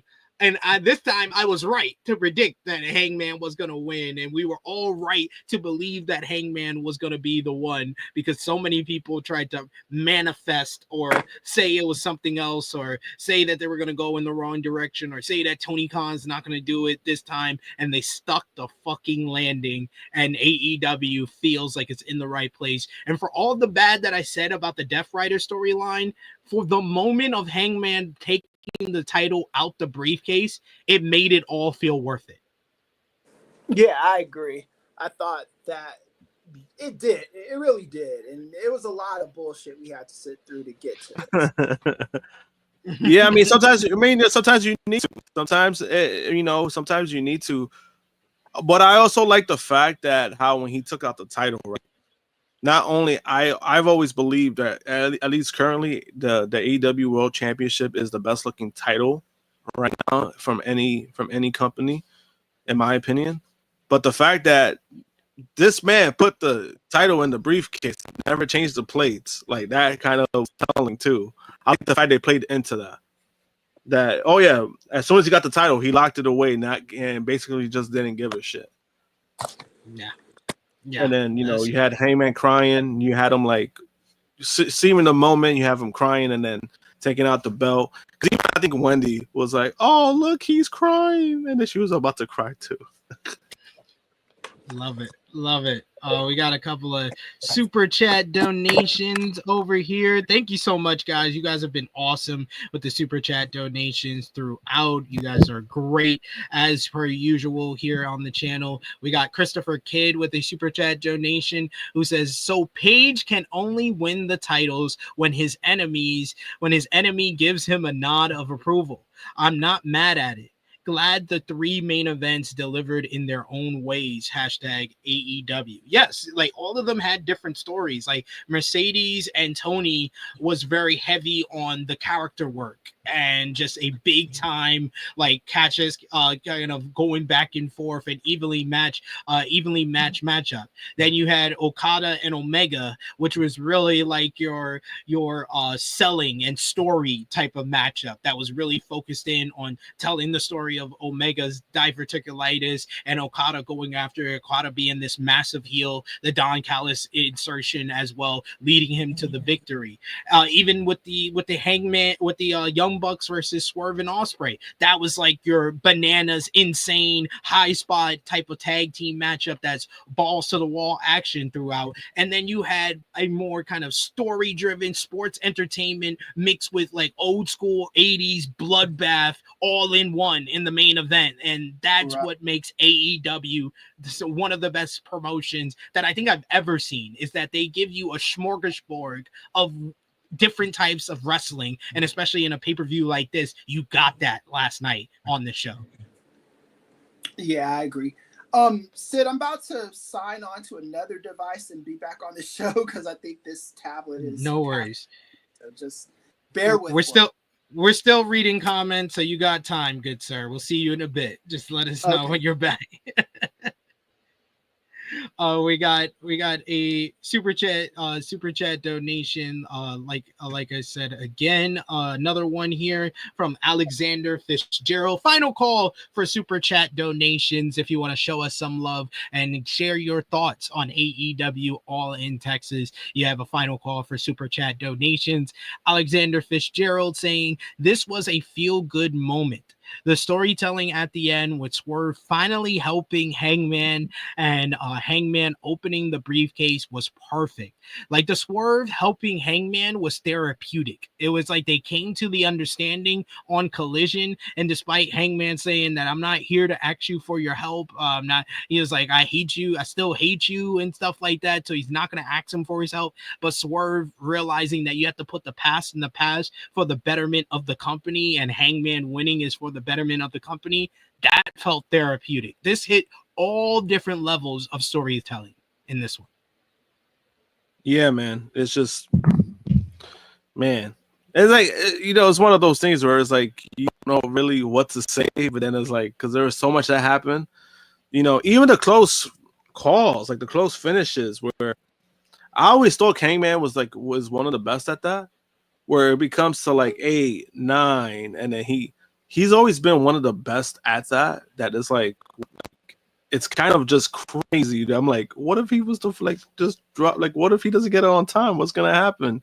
And the fact that last night it happened like so many times, not only that it was like super close, especially the last one where they put the spike through him and then he was down, and I'm like, wait a minute, is and he's not even up yet, and then he still found a way to get back up. But not only to get back up, but the way that they did it, that it was like, he was still out of it. It wasn't like one of those bullshits or like, oh, no selling kind of thing. He was still something, but the fact that he was able to get back up, it was like, what the fuck? It was crazy, but he's been one of the best at that. Yeah. Alexander Fitzgerald saying Swerve smiling at the end was great. I agree. It was just so good. So good. Boycott Activision saying shit was a movie, how Swerve cracked a smile for his former enemy.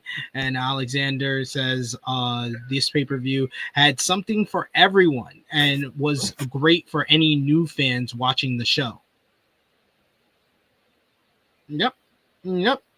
We got Call Me Mr. Bonda, who says only Agents of Chaos wanted John to retain. Damn, massive. He says fact of the matter is, out of his 4 world title reigns, this was Moxley's weakest one. Can't gaslight me to believe otherwise. That's bullshit, because the one in 2022, he literally held the title for 2 months just to drop it to MJF. That's worse than this. That's worse. Oh, This one actually went in at the end. He definitely had the worst stretch of any of his title reigns, because it was one of his long. I think this is his longest outside of his first one, because the first one was like 10-month reign. This was a 9-month reign. But the one in 2022, when he won the title in the tournament against Bryan, he defended like once or twice and then drops it to MJF. That's completely forgettable. He's had 4 reigns. That one was like objectively worse than this one. Even the one where he's the interim champion. He's the interim champion, just a placeholder for CM Punk to win back the title. That can be considered worse than this one. This one accomplished the goal that it was supposed to set out to accomplish. So it's therefore better than those two. It's definitely not better than his first reign, but it's better than those two, which were just placeholders. Right. And I think the mark of a good title run is, did things improve afterwards? And I really do believe that Hangman Page is a bigger star after this feud than he was before it. Yeah. Yep. So true. So true. Yes, I did see that. Brandon James saying Swerve and Ospreay are listed as EVPs on AEW's website. So we'll see what happens in that regard on Dynamite. I think on Dynamite we'll see like a celebration for Hangman. We'll see what happens with the EVP titles and how the Death Riders and the Young Bucks respond to their big losses on this show. Yeah, I think we'll see what's next for Timeless Tony Storm. I think they're going to start announcing stuff either probably tonight or tomorrow for Dynamite. I think probably on Monday and Tuesday we'll know the lineup for Dynamite. For now, I think it's just going to be a lot of the fallout from this show. Right. Yeah, and the only thing I would say too is like when it comes to this title reign of Hangman, the only way I think you make it better when it comes to his first reign, because his first reign, he didn't have bad matches. I think what it was that every time he went against somebody, he kind of got like little broed because of the heel aspect of it. So I think in this kind of reign, you kind of stay away from that. Don't make him look weak or too weak in that aspect, because he's already a made man now. Like he's a lot different when he was then to now. So I think that's one thing I will stay away from. Like, hey guys, like I know you're trying to build up a face versus heel kind of thing, but don't lean on it a little too much. Right, I agree. And I also think in other title reigns that Hangman, especially the one where he was feuding with CM Punk, I think AEW, and I'm a CM Punk fan. I'm not one of those people who hate CM Punk or whatever, but I think that AEW had such a hard on for CM Punk that like it did kind of get in the way of other things creatively, you know. Now I think Hangman is in a position where not only can he be the world champion, but he can thrive as being the world champion. I want to see Hangman Page on doing the media. You know, I want to see him on the Jimmy Kimmel show and, you know, ESPN or whatever they could get this guy on. I want to see him in that role. And I think that he's going to be good now. I think this is going to probably be, unless they do something stupid, and I don't put it past them, but I think this could be a very good and fruitful run, not just for Hangman, but for the company. Yeah, I think it's like a combination of what y'all are saying here. I don't think it has anything to do with like who was the heel he was against or being little bro. It was really that they did not ever commit to Hangman being the number one guy. That was Yeah. the problem with this. Yeah, but that's part of it His too. his first run, he had stellar matches. The Yeah. matches with Yeah, Bryan, I love his matches. the matches with Lance Archer, the matches with Adam Cole, they were all fantastic. The issue was he was never the main event guy. He main evented like Revolution 2022, but he was never the main focus. He was world champion at the time they did CM Punk and MJF. Like that was the top feud at the time. That was like 4 months of his like 6-month reign, was that feud being the centerpiece. Right. And then the final 2 months was him feuding with CM Punk, and CM Punk kind of just superseding him as the biggest star in the company and then beating him for the title. I think that was the big issue. And I think that now though, he does feel like he is like Kris said, he's ready for that top spot. Yeah, and I think you just said what I was trying to say just in plain English. Yeah, that's what I think it is. I think now he could be the focal point. Yeah, and this is no offense to CM Punk, but we need new people. You know, we need freshness.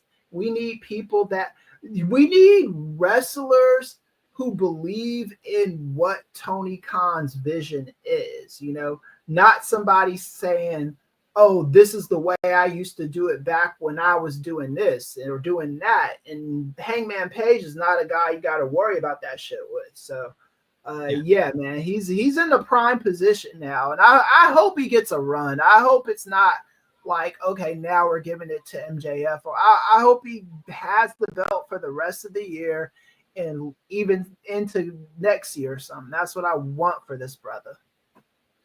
MCAT saying what's crazy to me was as of Thursday, Allin was at 21,000 tickets sold, and to finish near 30,000, that's awesome.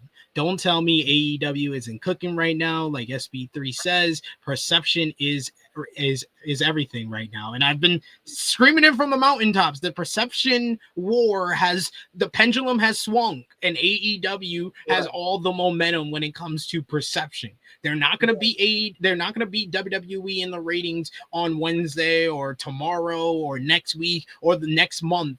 But perception-wise, there's a lot of positivity and momentum behind AEW that is not just there for WWE right now. So the perception war is the only war that AEW can win right now, and they got to just finish the rest of the year off strong because they have a ton of momentum to ride them to the end of the year. Yeah. Right, and WWE is... I'm sorry about that, JM. Go ahead. No, I was going to say that, you know, and in response to that, too, I think Tony Khan has been doing a tremendous job of answering certain questions the way that he's been answering them, especially when it comes to the counter programming. Tony Khan 3 or 4 years ago would have responded unhinged and very and tweeted about it. We don't really see that from him anymore, and I think that's a thing. And I think that he has learned from that.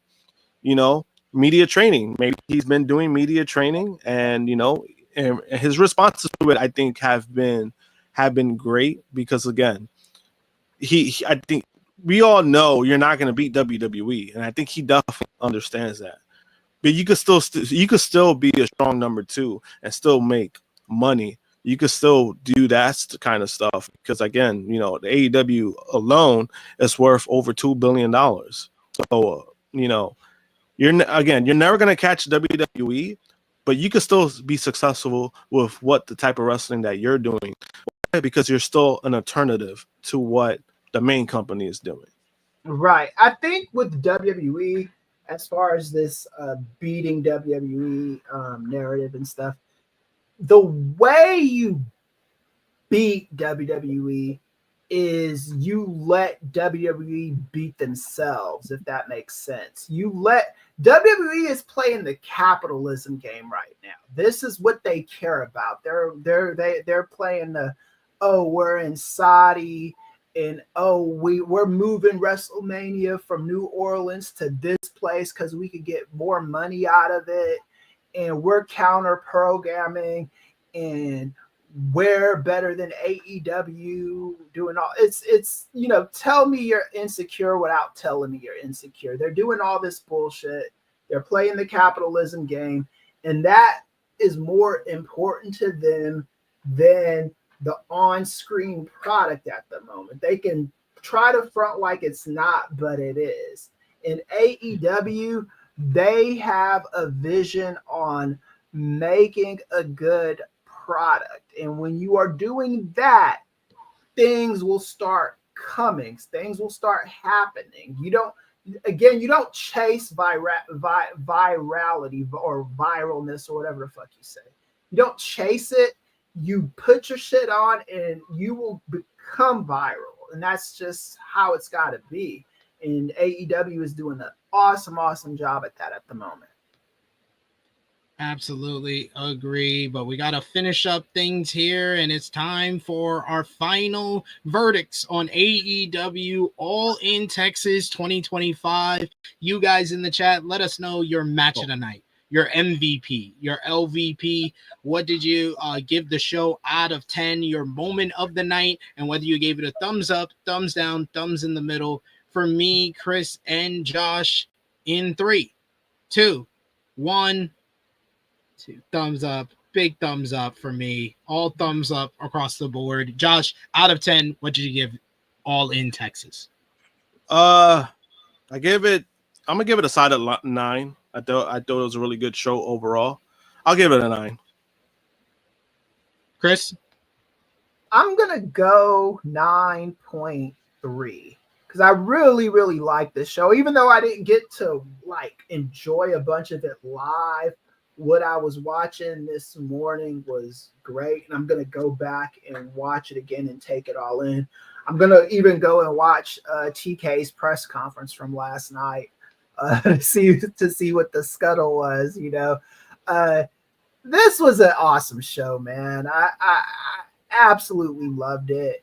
And yes, everything I love about professional wrestling in this show.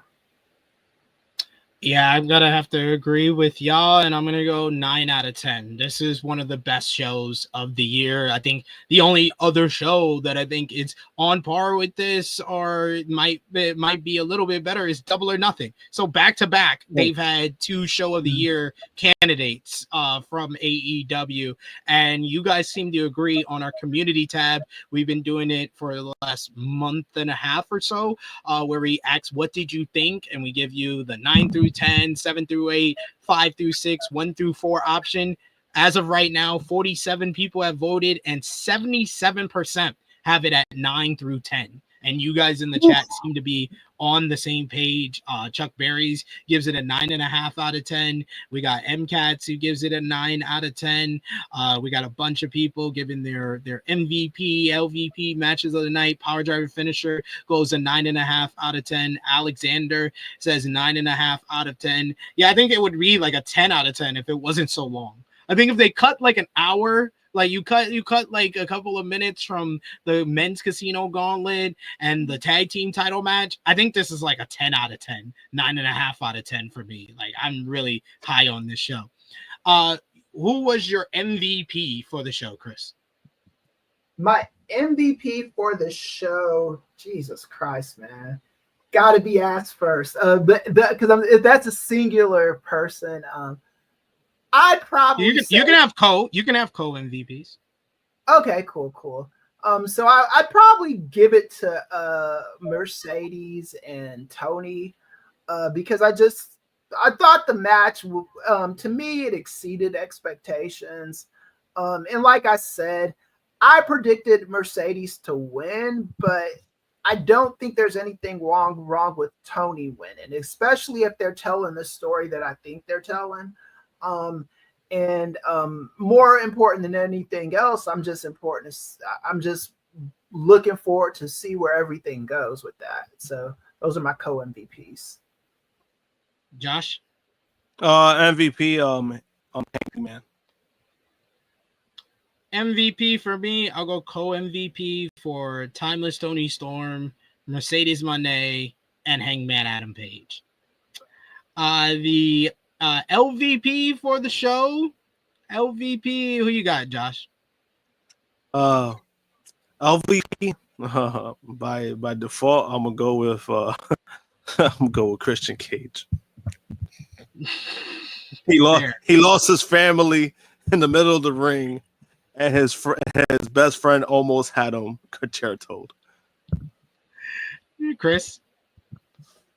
Yeah, for my LVP, usually I try to give it to some non-kayfabe entity, but I thought this show was fine. There was nothing too offensive on it, so yeah, I'll probably, unless you say something else that changes my mindset, I'll probably go with Christian as well. Just because, yeah, out of all the bad guys, he kind of suffered the most. Yeah, it's probably either Christian Cage or Jet Speed. I'll go with Jet Speed because they got dorked out as on the build, and then they didn't get quite the response that I was hoping for them on this show. So I'll go with Jet Speed for me, and I love Jet Speed, so I'm hoping that this LVP motivates AEW to improve their booking. And match of the night, I gotta go with Hangman and Moxley. Chris? I'm going with Ospreay and Swerve versus the other two guys. I'm blanking at the moment. The Young Bucks. Yeah, the Young Bucks. Yeah, why did I blank on the Young Bucks? But yeah, that's what I'm going with. I love that tag team match, especially right now when I'm not loving tag team wrestling at the moment. And to get a match like that, I thought it was awesome. Josh? The main event, Hangman versus Mox. And moment of the night, it's Hangman opening up the briefcase. Chris? For me, I have a soft spot, so I'll probably give it to JoJo Offerman coming out. Like, I remember her dad when he used to play baseball, how angry he used to get. But seeing JoJo Offerman come out and seeing the Ain't Nobody song, I didn't expect it, and it warmed my heart, so I'll give it to that. Josh, what about you? Moment of the night. I would say Hangman holding up the title, open the briefcase and holding up the title. Yeah, just nothing like that. Nothing like that. That was great. Great stuff all around. But we've come to the end of our AEW All In Texas review. I think it's like our longest pay-per-view review we ever done for the longest pay-per-view of all time. It's very appropriate. We are very on brand. I want to thank Top Guy JJ and Chris for joining us today. And of course, thank you to Josh for joining in. Thank you to all of you in the chat. You guys have been amazing. The super chat donations, all the conversation, all the positivity in the chat, and any criticism. You guys have kept it 100, and we always appreciate that as well. Chris, thank you again, and let everybody know where they can follow you on social media, sir. All right, so you can follow me on Blue Sky. I'm real active there. Blue Sky is hot right now, so follow me at Professor Christopher Ely of the Resistance. That's KRISTOFFER EALY. Follow me on Substack. I had an article that went crazy viral last week. People are asking me to reprint it, and I'm being asked to go on shows I never thought I was going to be asked to go on, right? And I'm not going to ever forget where I came from. So, and I got to give it to, because Sid was one of the early people when I first started doing all this shit to ask me to appear on this show, man. And it does feel like I'm getting a different level of like where I can't even keep up with the comments anymore. So follow me on the Blue Sky, follow me on Substack. And I still own the Twitter. I don't really use it that much, but I haven't erased it because I don't want some motherfucker pretending to be me on it. So follow me at KMEasyDoesIt on Twitter as well. Yeah, I'm proud of you, man. Keep up the great work. You're doing great stuff. I've been seeing your TikToks and everything. So keep doing your thing, brother. Thanks, man. Appreciate it. And Josh, let everybody know where they can follow you. You can follow me, DamnPunk321, Twitter and Instagram. I'll be back next weekend for THH 338. And you can also follow me on YouTube. It has my name, my full name, Josh Marrera. You also put in JM Punk 321. It should pop up like that. Yeah, just on all those platforms. And you can follow me on the Twitter machine at TrueHillSP3. Follow the gang, Facebook, Twitter, Instagram, TikTok at TrueHillHeat. Patreon.com/TrueHillHeat. We've had plenty of content over there. We did previews for GCW and Ring of Honor, Supercard of Honor from this past weekend, and I'll be probably doing short reviews of both of those shows on Patreon this week, so you have a lot to look forward there. I was going to put an NXT Great American Bash review over there, but it will be on the channel this week. I just have to schedule it when I want it to be dropping, so either tomorrow or the day after. That will be on the channel since we hit our super chat goal for this show here. But thank you so much to everyone who supported us throughout this all-in week. We appreciate y'all, and we got 2 more live streams a part of our all-in week coverage. As tonight, 7 p.m. Eastern time, we're going live with our WWE Evolution watch party. So join Romeo and the gang, show that super chat love over there, as well as Romeo's going to be hosting with Heel Steven, and we'll be watching the second ever all-women's WWE PLE. Check out the True Hill Heat flagship podcast from yesterday. One of our best episodes. Me, True Jaw Josh, and Top Guy JJ talking about this week in wrestling. Josh's epic rant talking about Mercedes Mone creative control and some people that are adamant that she has it, and us discussing WWE's counter programming and if it is backfiring on WWE. So some great talk, some great discussion over there. Go over and check it out. But I will be back tomorrow for our final of our week of All In with our WWE Saturday Night's Main Event and WWE Evolution review. We're going live at a special time, 2:15 p.m. Eastern time. So join me and Amanda Savage of Wrestle Talk and BodySlam.net as we're going to discuss the 2 main shows from WWE this week. But for the True Jaw Josh, for Professor Kris, it is me, your True Hill Phenom, SP3. This has been our AEW All in Texas 2025 review. We are signing off until next time.